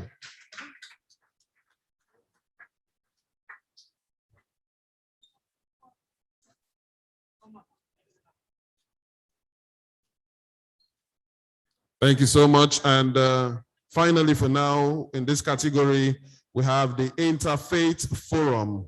Interfaith Forum, made up of the Christians and the Muslims. And they are well represented. I can see their chairman, and I can see somebody putting on Babariga. I know he's from the Islamic, very good. Over. Oh, the co-chairman, wonderful, thank you so much. With deepest appreciation, TCI wishes to thank the Interfaith Forum for their contributions to the advancement of family planning in Delta State, July 2021, signed by Dr. Victor Igaro, Director, the Challenge Initiative. Thank you very much. And we can, at this point, let the representative of the wife of the governor, Her Excellency, Dame Edith Okowa, to take his seat. Thank you very much. P.S. Hold on, Interfaith Group. I want a response on behalf of this batch from your group. A 1-minute response of appreciation from your group. All protocols duly observed. One is actually short of words because we didn't expect it. But we say to TCI, congratulations. All that you have done in Delta State, you will be rewarded by the grace of God. Thank you, everyone. Thank you very much. It's so good to see our Christian brothers and our Muslim brothers working together in one forum. And all of them are putting on white. The only difference to me is that our Muslim brother is wearing a cap and the Christians are not. That is all. And they're all of the same height. This is the way we should go in Nigeria. Please, is the Permanent Secretary, State Primary Healthcare Development Agency still here? Is he here?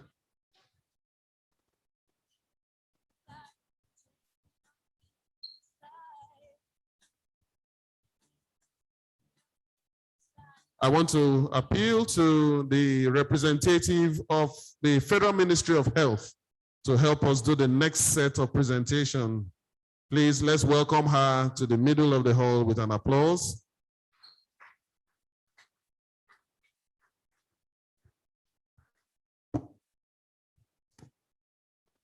The next set of awards now,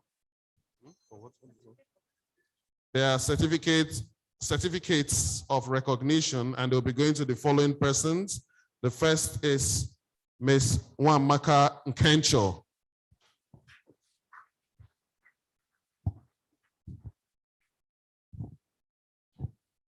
Please, Ms. Nwamaka Nkencho, step forward. We're doing this in no particular order, please. While Ms. Nwamaka is there, we want Mrs. Mabel Emerure to get ready. This is Nwamaka Nkencho now. To the glory of God, the TCI is giving this certificate of recognition award to Ms.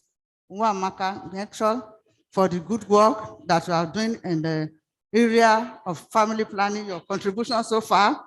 And it is signed by Dr. Victor Igaro, the Director of Challenge Initiative, is giving this certificate this day, 28th of July, 2021.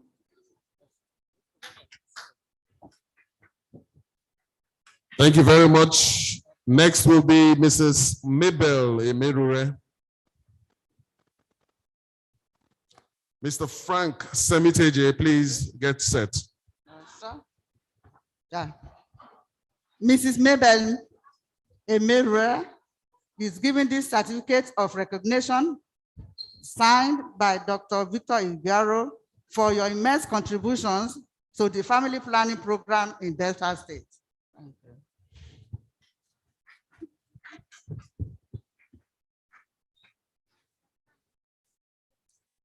Next will be Mr. Semiteji Frank. Mr. Semiteji Frank is given this certificate of recognition signed by Dr. Victor Igaro for your contributions to the family planning program in Delta State. Thank you.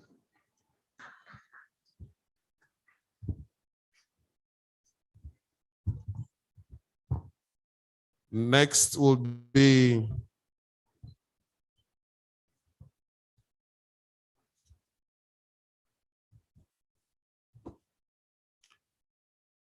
Mrs. Patience Ake.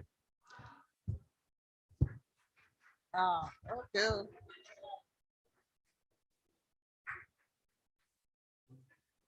I didn't hear it well from Mrs. Ake, the legendary Mrs. Ake.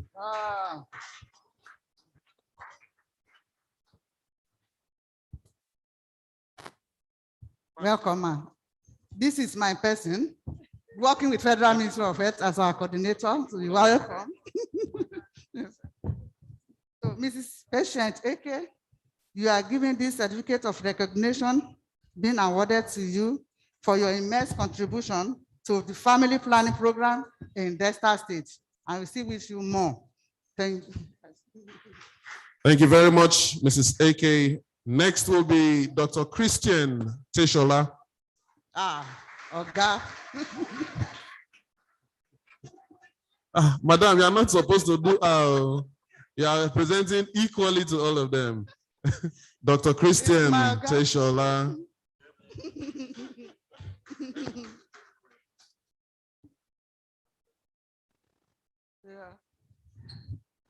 Dr. Christian Teshola, you have been given this certificate of recognition award for your contribution as Director of Planning, Research, Statistics, and former State Reproductive Health Family Planning Coordinator in Delta State. So we are so giving this certificate, and then I wish you more of good job in family planning. Yes. Next will be Dr. Philomena Okeowo.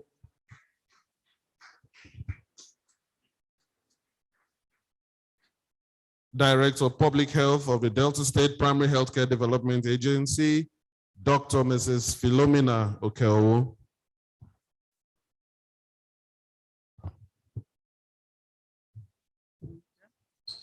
Welcome, ma'am. Dr. Philomena Okeowo, you are giving this certificate of recognition as award signed by Dr. Victor Igaro for your contributions to the family planning program in Delta State. I could see the passion which you were reading your speech that time. Thank you and God bless. Yes, ma'am. Never finished. Thank you very much. And last but by no means the least in this category is going to someone who we all know has contributed immensely to the success of reproductive health in the state. I am talking about none other than Mrs. Ijoma Popo. And while we're applauding, she is going to give, after receiving the certificate, she will respond on behalf of all recipients in this category. One more time, let's hear it from Mrs. Ijoma Popo.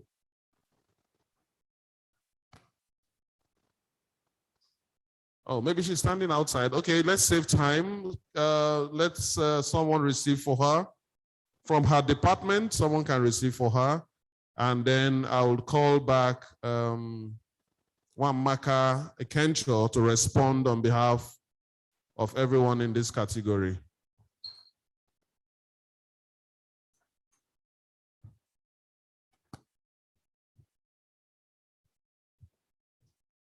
Mrs. Ijoma Popola. Popo, sorry. Popo. Okay. Popo, not Popola. Popo. You know I'm Yoruba. I added love for her. Mrs. Ijoma Popo, you have been given this certificate of recognition as being awarded to you for your immense contribution to the family planning program in Delta State.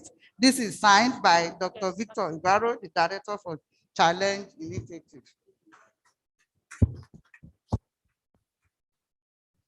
Thank you very much. We're done. You can collect the microphone and respond on behalf of everyone in this category. I would like to stand on the existing or established protocol. I want to say thank you to the Challenge Initiative, and on behalf of the recipients of the awards and the certificate of recognition, we want to say thank you. I would also like to say that ever since TCI came into Delta State, we have enjoyed so much mentoring and coaching from TCI, specifically with demand generation. Demand generation has actually blown to another level, such as we have never seen ever since the inception of TCI in Delta State. So once again, I want to say thank you for these beautiful plaques and certificates. Thank you. Thank you very much. Let me have the microphone. And thank you as well to our representative of the Federal Ministry of Health.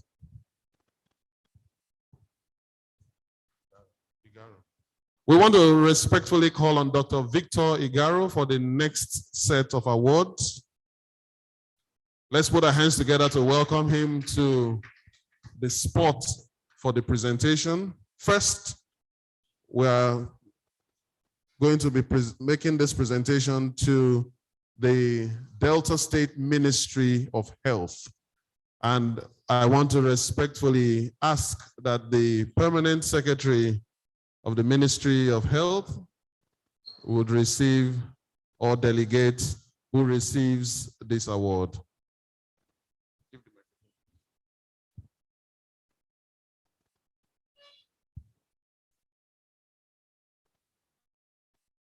Now you are in your capacity as the Permanent Secretary, not as Her Excellency's representative.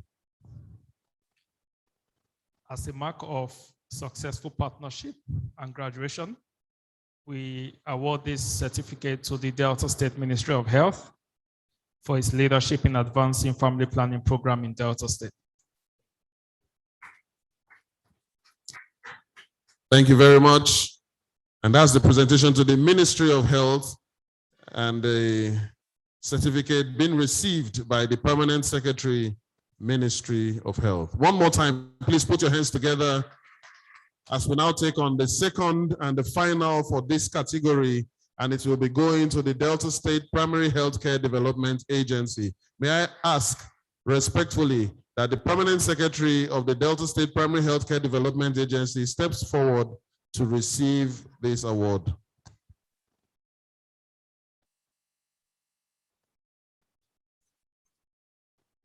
As a mark of successful partnership and graduation from the Challenge Initiatives platform, I hereby present this award to the Delta State Primary Healthcare Agency for its leadership in advancing family planning program in Delta State.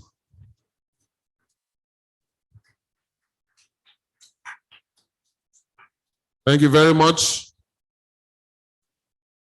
Dr. Victor. And while Dr. Jude Winful-Orieke is still there, the PS, please respond on behalf of the recipients in this category. On behalf of the TS, State Ministry of Health, I wish to thank TCI for this recognition and for working assiduously with the state team throughout your stay in Delta State.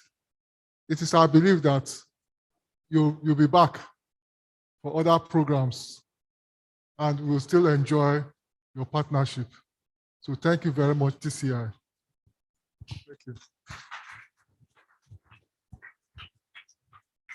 Thank you very much. We're done with the presentation of the awards. We would now want to call on Dr. Christian Teshola for his presentation on the partnership between the government and TCI. Please, let's make this presentation as abridged as we can. And let me intimate all of us that immediately after he's done, I'm sure we'll be having some refreshments along the way, and we'll be fast with having the closing formalities in place.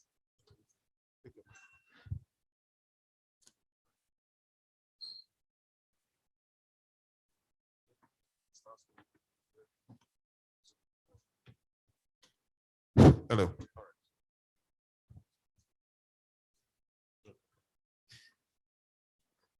The Permanent Secretary of Delta State Ministry of Health, representing Her Excellency, Her Royal Majesty, permit me to stand on already established protocol again.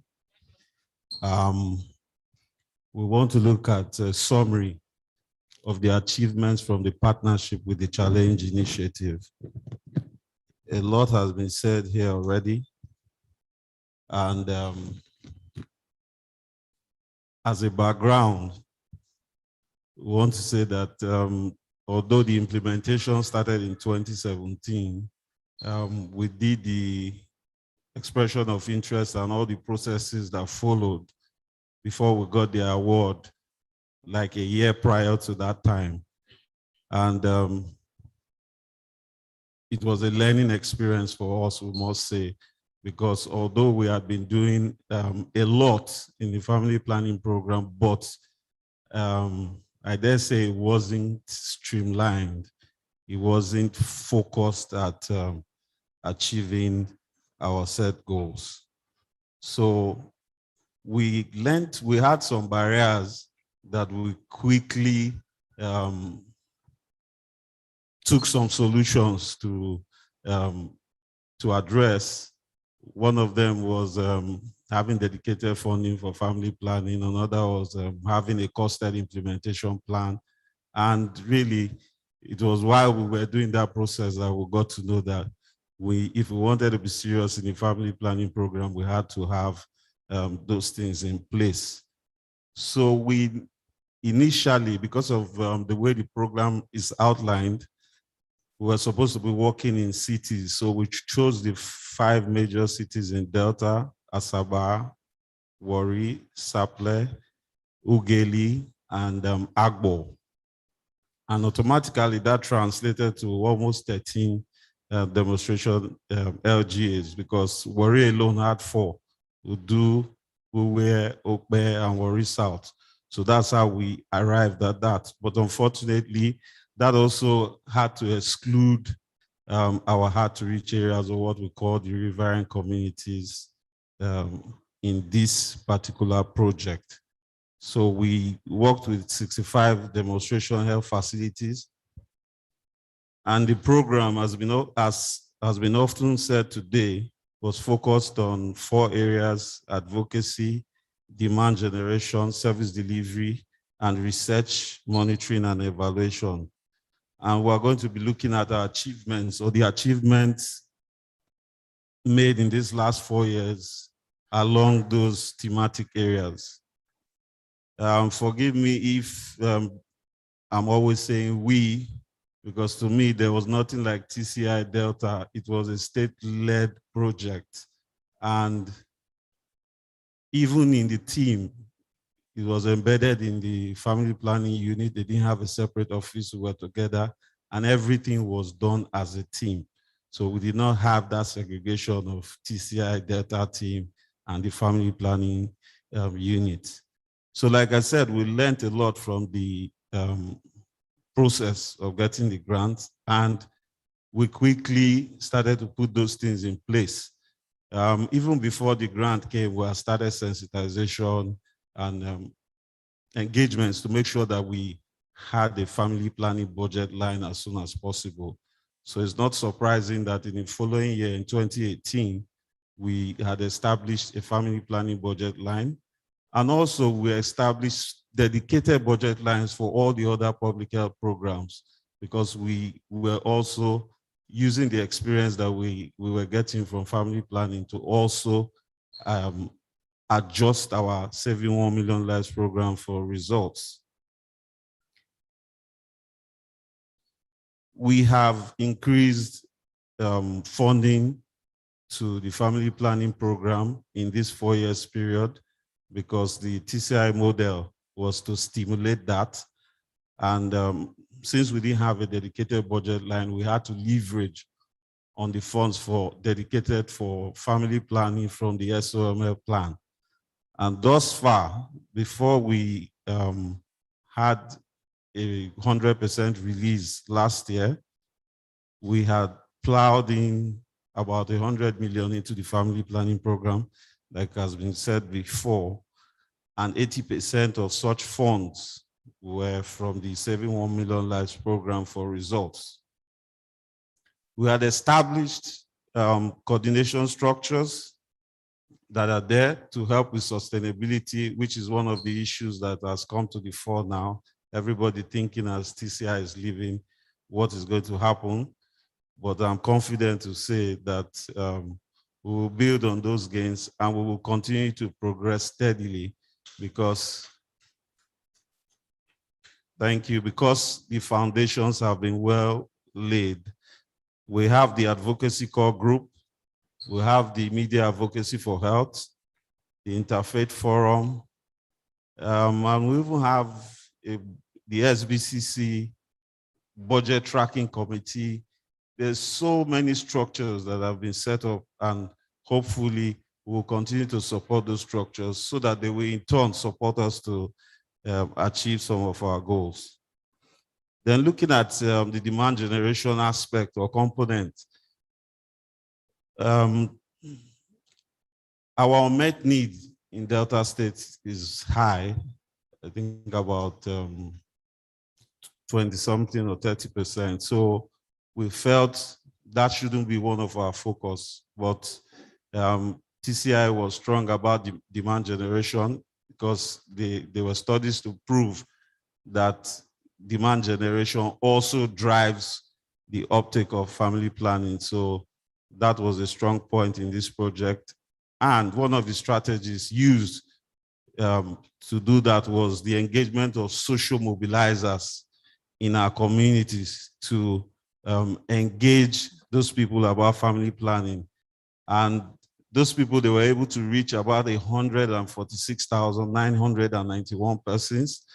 And of that number, 56,773 persons were referred to the health facilities to access family planning services. This yielded a result of about 58% because those that were referred to the health facilities to receive those services, 58% of them actually did get family planning service. And it's not only a good strategy, it's a strategy that we could track and get the actual yield. So that is something that we intend to propagate going forward. We also had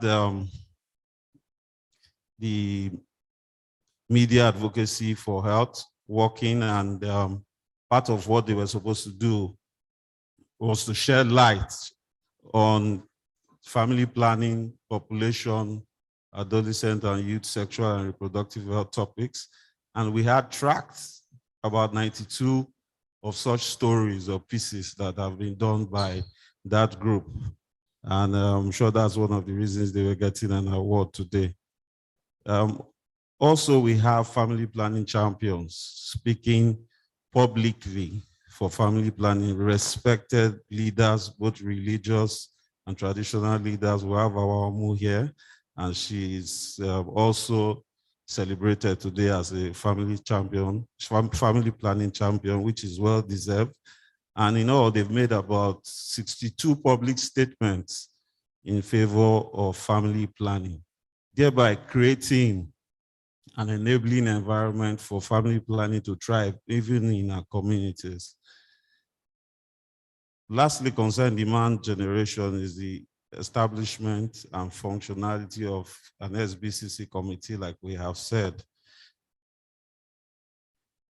And although we missed it at the beginning, but I'm glad to say that that committee has been reconstituted. And I think the chairman was here earlier on, the DG of the National Orientation, State Orientation Bureau. So he's spearheading that now. And hopefully, they will take us to where we have envisaged in terms of integrating all demand generation activities concerning all the programs in the state. They're looking at service delivery. One of the strategies we also found rewarding was having family planning enriches. This was so because a very serious barrier or strong barrier to uptake of family planning services in Delta State was the user fees that was introduced by service providers. It was a strong barrier, and that deterred many women from going to the facilities to take up these services. But at this FP enriches,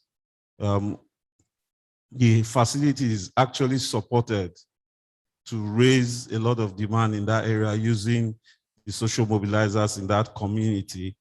And at such point, they were state actors also part of that activity and external service providers. So there was no room for them to collect any money from the clients. So that became like a succor for those that didn't have money. They were all trooping.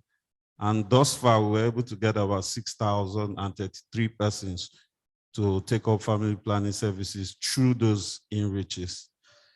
And in terms of capacity building, because we are also very concerned with the quality of services that are offered and also increasing the scope to include long-acting reversible contraceptive methods, we are trained 49 healthcare workers on the full range of family planning services, including LAC.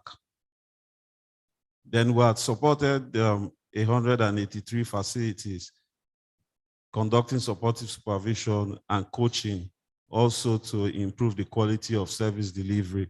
Because as we all know, one bad story from family planning can do a lot of damage. So we were focused on making sure that all the services offered under the public health facilities were of quality, of good quality. Then we had a 74% increase in the number of users taking up the long-acting contraceptive methods from the baseline when we started in 2017. Another notable achievement in service delivery was improving our commodity logistic management systems. We got the LMCU, the state LMCU on board, and we made sure that it was a holistic approach and trying to integrate it into the existing logistics management system with the drug revolving fund of Delta State. And I can categorically say that the level of stockouts at state level and LGA or even the facilities has significantly reduced since then. We're also able to improve coordination both at state level, at LGA levels, and the facilities. We had the TAC meeting for which involved the state and the next level of care, which is the LGA supervisors. Although that had been existing, but it was now more regular because of the importance that was attributed to it. Then, of course, as was said by the director earlier on, there was a weekly meeting of the family planning units and all its partners to determine how we were going along towards achieving our set goals. And in terms of research, monitoring, and evaluation, we cannot overemphasize the usefulness of data. So the focus was not only the family planning program again, because they did not have, this project did not have a separate platform with which they wanted to harness the data for services being delivered. They were using the national one, which is the HMIS system on the DHIS2 dashboard. So automatically, if they wanted to see the results of this project, they had to also support the HMI system, and that they did very well and improved data reporting, analysis, and visualization. And having some conversations yesterday, the HMIS officer could categorically say that we moved from less than 50% to about 68% today. And most importantly, this data that was being generated were used for decision making. We developed the costed implementation plan as agreed, and subsequently, we were getting the annual operational plans from the costed implementation plan. So that was guiding us. Whatever we had put there, we were using it to work. And in terms of commodity availability, commodity security, we also had the family planning dashboard, which we were using to look at the level of stockouts in the different LGAs and knowing when to supply them, sometimes through ad hoc means, because the established model, which was the review and resupply, was a bit expensive, and sometimes funding was not always available. And also, when it came to trainings, we also looked at the family planning dashboard to know those areas where we had low numbers of trained providers, and use that to inform the decision that of those to train in the program. So back to the crux of the matter. What are the next steps?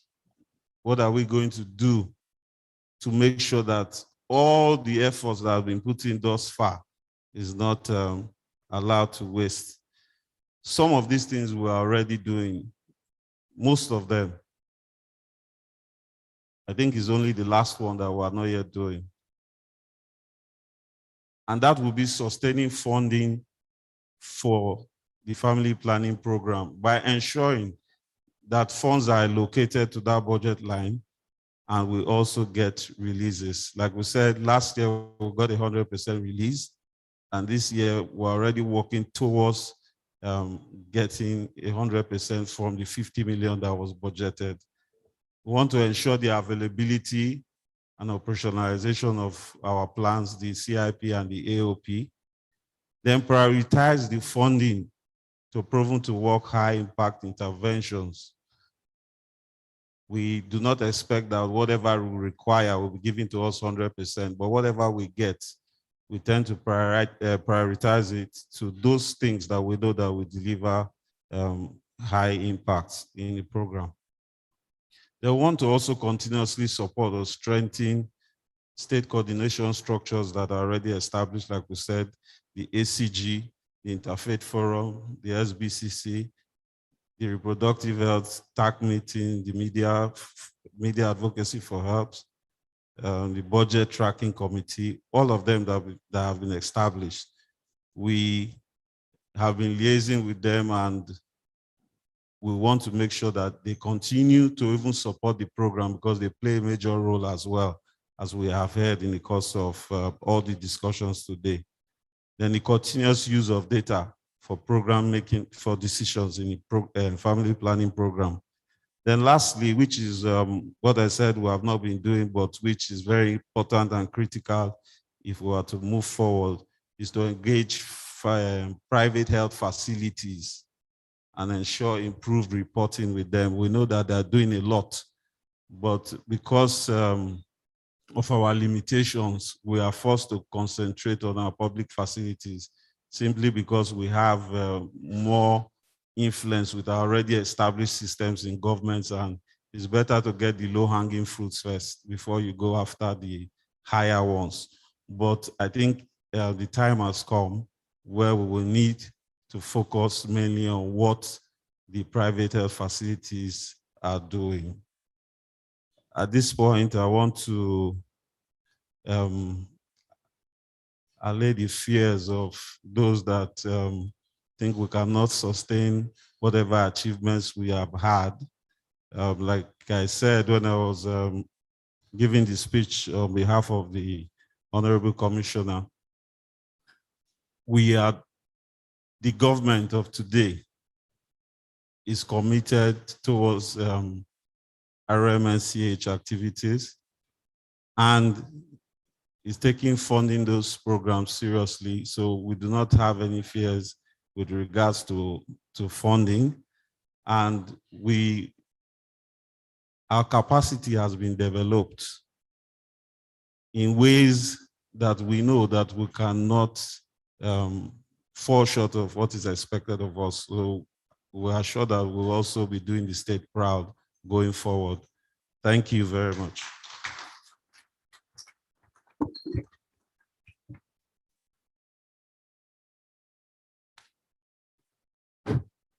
Thank you very much. Thank you very much, Dr. Christian Teshola, for running through that as quickly as possible.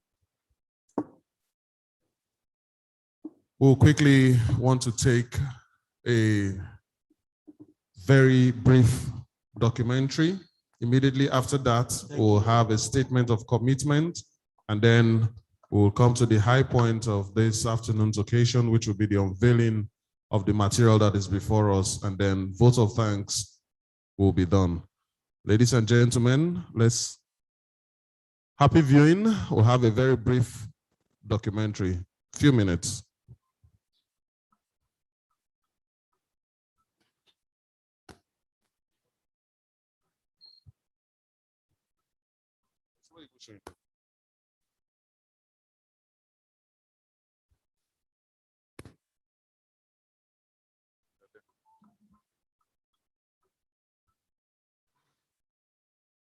Audio.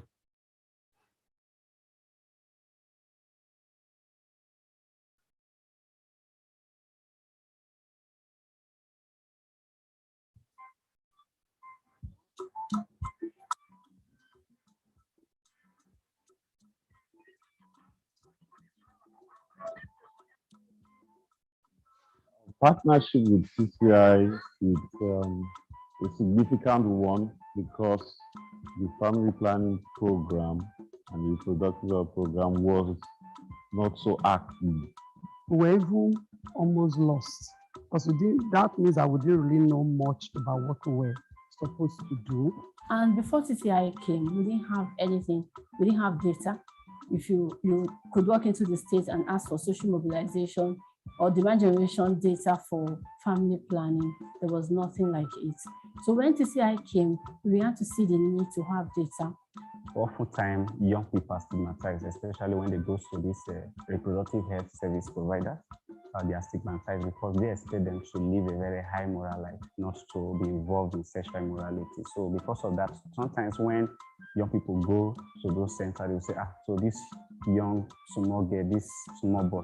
Since TCI came, they made us understand that the state will be driving the process, they will be behind, but they've been giving us lots of technical assistance in every way. When TCI came, demand generation was one of the core thematic areas that they emphasized on. They had other thematic areas like service delivery, and monitoring and evaluation, and demand generation. So TCI came on board and they brought in funding, they brought in technical expertise that helped us with identifying some of these challenges we talked about earlier on and how to tackle them, looking at all the thematic areas to ensure that we did something in all those areas that will amount to increased uptake of women using family planning. They've done a lot of training for us, training and retraining for the providers. Then they also train mobilizers and they also train ex-educators. So with all this one, there are drastic change. The Challenge Initiative, I came in contact with them 2018. Before then, I had like zero or little knowledge of family planning. What we know is about those myths and misconceptions. They really broaden my thinking or my perspective of family planning. Family planning and child-birth spacing is very important. I wasn't into it, but by the grace of God, as God may have it, I attended a training organized by Delta State Ministry of Health, supported by TCI. From there, my eyes were open to family planning, And after the training, I look at it to be very important. And most people are ignorant of it. And because of that, they die early. There are changes in the life of the women because with the awareness of a modern family planning, with these implants and other modern family planning contraceptives. When I went to the health center, we were lectured about it. After the service provider lectured us about the family planning, I ended up choosing the IUD. The way TCI has supported us, they've provided us with materials, things that ease our jobs, like we go out now, we work freely in the society, in the community, we talk to people freely. When you're even introducing yourself, they'll be like, I know you. My friend told me about you. I'm aware of what you're about to tell me. Family planning program in this state, my Delta State, is well coordinated, and I think we have really moved forward. Even our M&E, our motion evaluation, yes, it was like a child's play before TCI came. But now we really know that we must go after our data. Like children, for aspect of children, my senior boy is 6 years, the other one 3 years. So like just like that, I like I did that way. From day one, sustainability has always been part of the plan. We have been able to establish a dedicated budget line for family planning as well as reproductive health. So that is accommodated in the state annual budget. We've been having increased funding year after year for family planning. So with all this funding coming in and with our plans in place, we are sure that whatever we have gained from TCI will be sustained. It has helped my family life in the sense that, like, between me and my husband, there's not like quarreling, like when Oga wants to come for play, there's nothing like quarreling. My period, I'm not safe. I don't want to be pregnant. Please leave me alone. So there's nothing like that. We are just free. Everybody's happy. Between me and my husband, the relationship is very close. Like there's no more quarrel like it used to be before. So we always say that TCI is business unusual. It's not just a mere cliche or a mantra that we want to, a funky mantra, but really TCI is business unusual across many frontiers. The first is that unlike many development programs where the programs are designed and taken to the states or taken to the beneficiaries, TCI implements a co-creation model where government will have to demand for technical assistance. They will have to demonstrate that they have a need. They'll have to demonstrate that they have the readiness for impact. They will also have to demonstrate that they have the financial capability and commitment to actually lead and drive implementation. So these are some of the things that make TCI business unusual. TCI model is to cause that catalytic effect of ensuring that the model, impactful model that's been evaluated, that's shown to work, every state looks at it and adapts it and integrate it within their state health development plan. So TCI does not have a plan. TCI works within the state development plan, the national development plan, whatever blueprint has been developed. If they don't have a blueprint developed for how they want to achieve it for family planning, TCI brings that technical support and stimulates that to happen.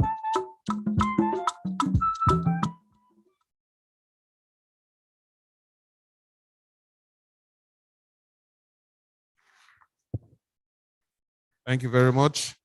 All right, quickly, we will take on the statement of commitment from the Permanent Secretary, Delta State Primary Healthcare Development Agency, Dr. Jude Winful-Orieke.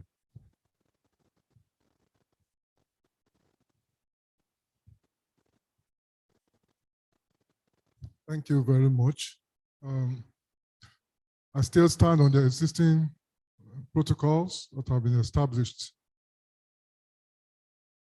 Yes, I wish to say that TCI, when they came in, actually there was no much coordination. We had issues with even reporting the data we had. There were issues with demand generation, advocacy, and when TCI came in, a lot of advocacy was done at the political level. In fact, they came in from the very top, and it was in line with what His Excellency actually wanted. Because before then, he had been preaching about family planning. That's one of the strategies we'll use to reduce poverty in the communities. And we should try and improve on family planning. As at that time, we still had issues with coordination. And TCI came in and they were well embraced and they fitted into the system very well. And you can see the result today. We have had so many acceptors, more acceptors of the modern family planning devices and other drugs. And we are, Delta State is doing very well. So we are happy to have TCI work with us. And we are sure that when you finally exit the scheme, you are not exiting finally, because we are sure that you are going to come back, probably in other programs, other primary care programs, using the primary care strategy. You are going to come back and ensure that our other programs, which are also integrated with family planning and reproductive health, we are going to support. So we hope on that. So at this moment, I wish to assure you and all stakeholders that the Primary Care Development Agency is committed and has been committed to sustainability of the family planning program in Delta State, and will continue to give all the support that the program needs, and also support integration of family planning with other primary care programs, because that's the only way to work. Family planning cannot be on its own and succeed efficiently in reducing maternal death and childhood mortality.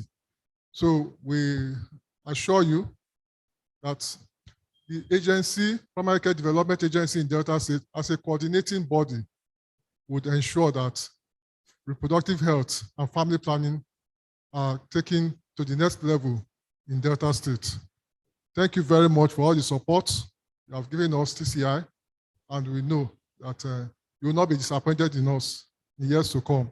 Then you will see that family planning in Delta State would have risen very high, and maternal mortality would have been at the lowest. So thank you very much. Thank you very much, the PS of the agency. We will quickly move on to the next item on the lineup, which will be the unveiling of the chronicles. May I respectfully call on Her Excellency, the wife of the governor here represented, to do us the honor to unveil the chronicles.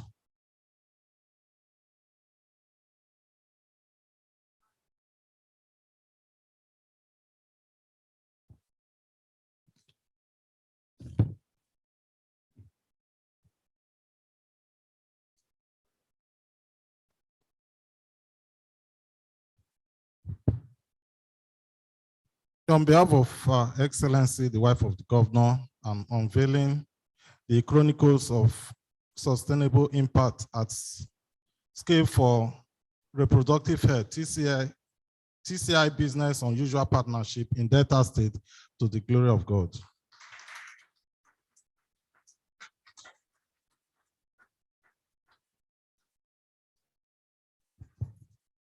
Thank you very much. The ushers, please.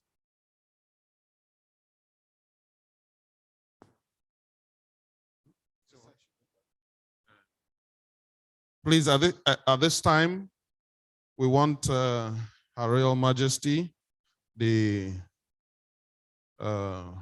Chief of Party.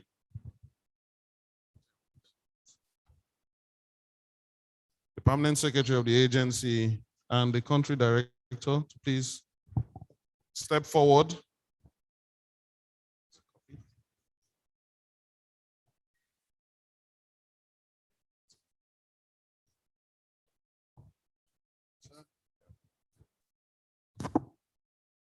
For the photographs.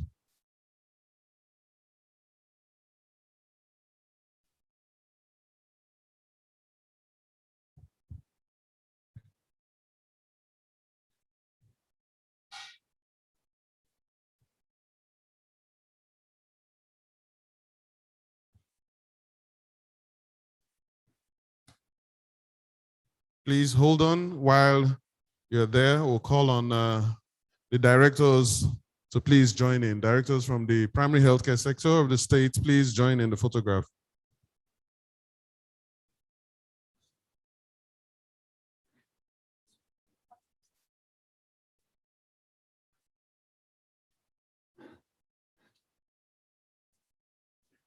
And I think we should also have directors from the Ministry of Health to join in.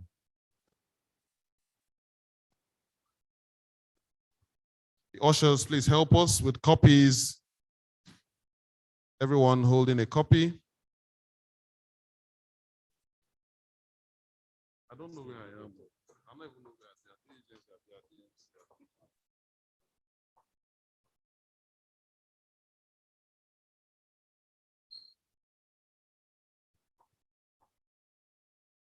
am. Endeavor that everyone is captured, please. Go behind the scene, the line. The pressman, the owner of this camera, should help us take it out, please.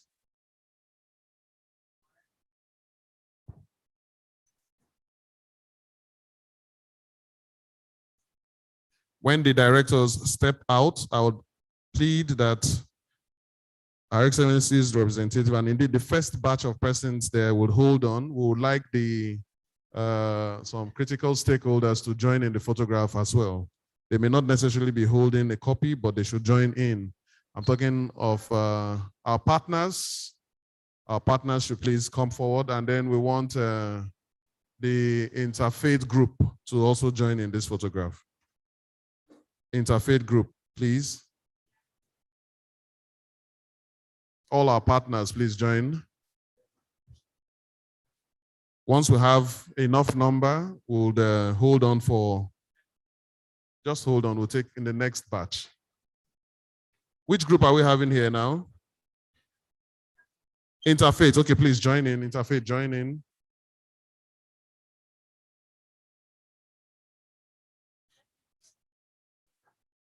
Which group?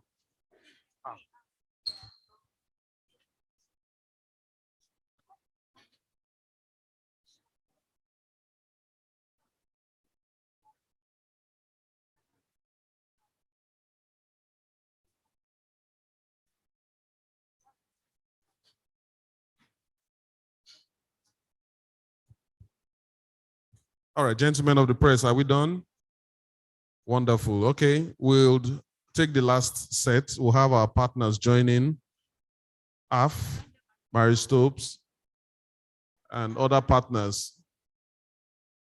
No, the interfaith group can leave. Thank you very much.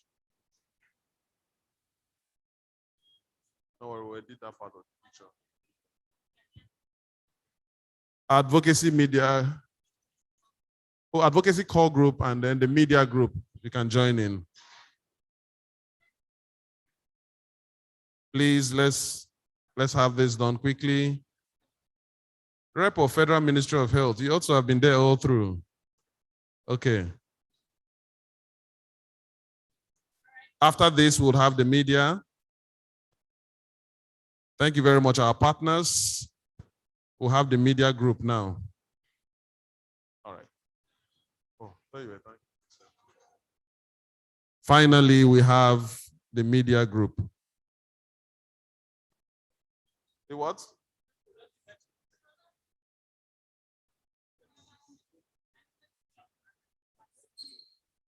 No problem. It's your show, so we can't leave you out. Reproductive health unit. Let's be fast. We don't want to keep Omoahaba standing for too long, please. Thank you very much, the media group. Now the reproductive health unit. Quickly, let's do this.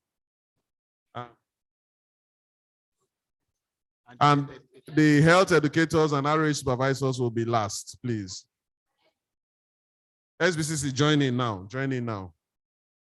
Good.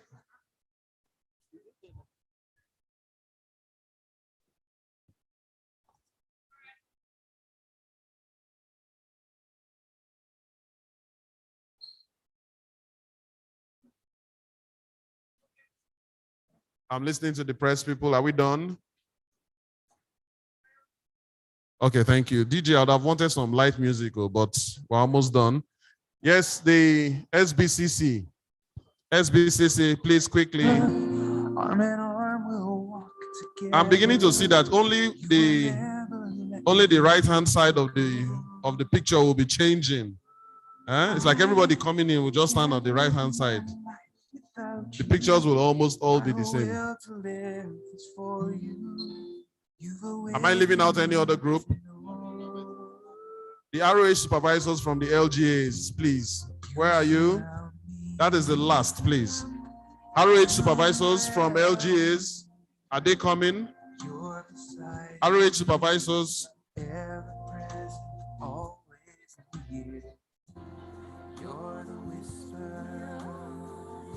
Please, we didn't ask that you go with the print, please.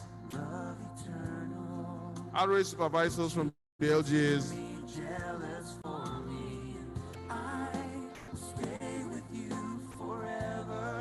Dr. Paul Yekore, get ready for the vote of thanks. We are done. Finally, that is the last to be taken. The ROH supervisors from the LGAs.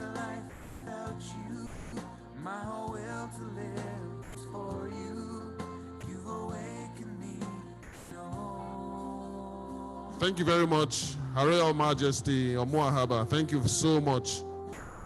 The Permanent Secretary, Ministry of Health, Permanent Secretary, Primary Healthcare Agency, our country director, and indeed everyone for obliging us this photo session. We will now call on the Director, Community Health Services in the Delta State Primary Healthcare Development Agency for the vote of thanks. DJ, take it down. Please, one house. Vote of thanks and closing formalities by Dr. Paul Yekore. First of all, as director of the program, I want to appreciate the MC. Imokinovo Itobore Christopher. You have helped me a lot. God bless you. I want to appreciate, first of all protocols duly observed. The representative of Excellency, Dane Editor Koa, ably represented by Dr. Ejiro Genaga, my friend and colleague, now Permanent Secretary. I still want to congratulate you for the many caps you are wearing here. You are representing Excellency. You are also standing in the capacity of the Honorable Commissioner for Health, and also in your personal capacity as the Permanent Secretary of State Minister of Health. Very big congratulations. I'm all grease to your elbows. Thanks for making this occasion a wonderful one. And my own Oga, the main Oga, before, now, and tomorrow, Dr. Winful Oreke Jude. Our relationship will continue to grow. And I'm glad to have here with all the support. You can look behind, you can see so many people are willing to partner with us. And the man for whom we are here, TCI, I've just been hearing the name Victor, and I was wondering whether he's representing somebody else. But what I see on the paper and what I see out here is the same man. And I also learned that you are the country director for TCI. He appears more, but he's a very mighty man. He's helping to control our population. But I think if our population goes down so much, we also help us to beef it up. Hello? So I want to appreciate you for what you are doing. From the presentation, all of us understood that you came in 2017. You have been here precisely about 4 years. And we want to appreciate you. You are putting a lot. And I'm riding on what my permanent secretary said. You are not going to leave us orphans. I know this is just the close of the first phase of your programming. So in your next phase, please make Delta State a priority so that you can scale up and get to all other areas. And the only person representing Buhari here, the mind from the federal ministry, madam, welcome. When you go back, tell them Delta State is trying. And like Oliver, we're asking for more. Nothing is too small. Please come and support us. A few weeks ago, my permanent secretary sent me to Abuja and I was privileged to attend the workshop on family planning. I just want to intimate you that at that meeting, we requested that you should come and support the state in our integration of programs, what we call maternal newborn child health. We are planning for that. I hope you are going to open your doors to us, so come asking. And there is no community without a king. And so I want to thank our mama, the Omu of Asaba. Mama, I want to thank you. This is not the first time I'm having to interact with you. You have been with us in so many programs. You have become part of us. And when people see people like you, even the children appear to be well-fed. You will begin to imagine those children must be well-fed, well-groomed. We are proud. Just to have you on the picture alone makes my heart to be glad. And then again, some people said Nigeria should not stay. Some people said Nigeria should stay. But you can see individually in our own feelings, we think that Nigeria is a great country that must survive. And now we are seeing interfaith groups, Muslim groups, Christian groups coming together to make Nigeria work. This is a good practice, a good lesson for all of us. We mustn't wait only when there's football match, where you begin to bring Musa and Okocha to come and play the football. All of us are players. I want to appreciate the press for blowing our image. We pray that you take us even beyond the shores of this country. We want to do well. We want our people to be healthy. We want to have families that are healthy. And then please remember that rural dwellers are still far from us. So extend your messages to reaching the nooks and crannies of Delta State. I am yours faithfully, and I want to appreciate all who have come. My sister, I didn't mention you before. Please come and stand by my side now. Madam, please come. You are the one for whom we are here. When you came into Delta State, it was a different thing. But the moment we heard TCI, we also heard that you are very close to Bill Gates. I want to be a billionaire too. And the children of Delta State want to be a billionaire. I want to thank you for finding time to be here.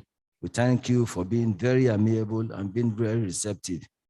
And on behalf of the State Ministry of Health and the State Primary Care Development Agency, our hands are open. We're ready to partner with everybody. We want to appreciate all the partners I've not mentioned. Thank you and God bless you. Also wish you a safe journey. Thank you very much, Dr. Paul Yinkori, for the closing remarks and vote of thanks. At this time, I think we are through with everything that we have lined up for this afternoon. And on that note, all that is left will be the closing prayer. And immediately after that, I believe we have some refreshment. We have some very good lunch that will take us till dinner, already prepared and ready for serving. And so we have the Interfaith Forum here. It is only normal and mandatory for us to hand over the business of prayer to that forum. May I respectfully ask that the chairman of the Interfaith Forum sends a delegate to lead us in the closing prayer. May we rise for the closing prayer, please.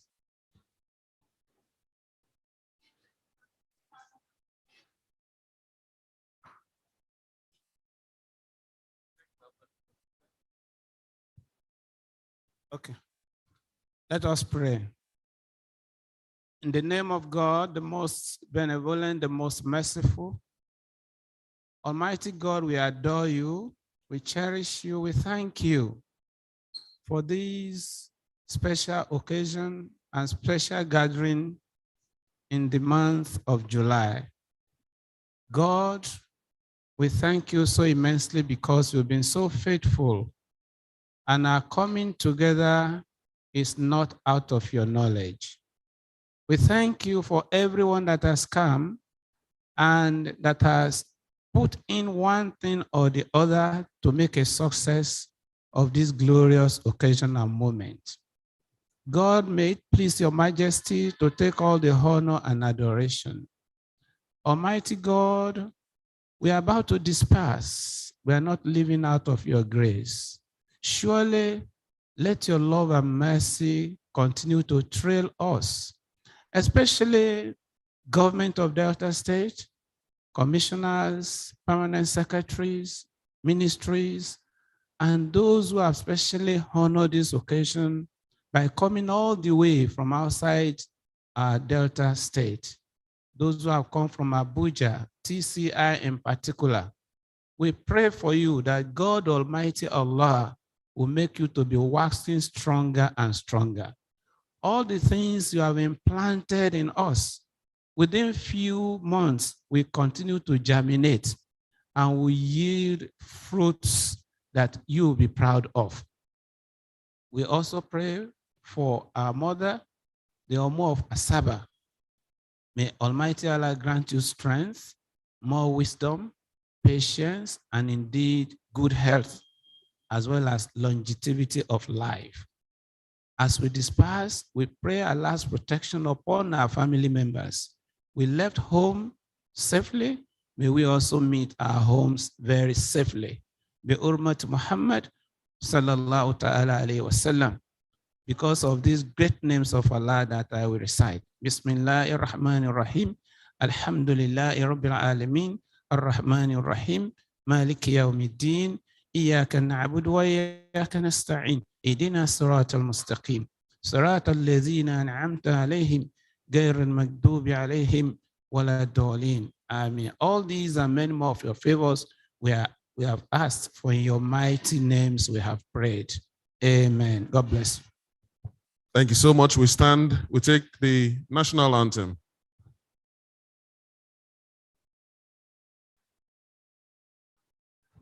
Sound, do we have national anthem? National anthem, please.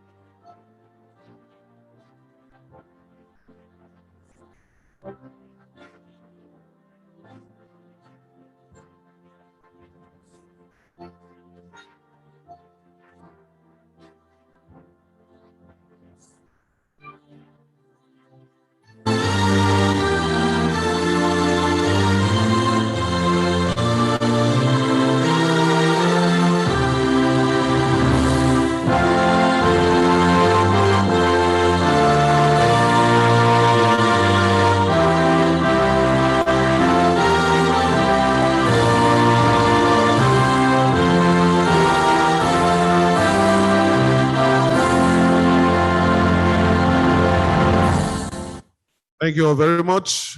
Till next time. Ladies and gentlemen, we have lunch ready, and I believe we are serving already.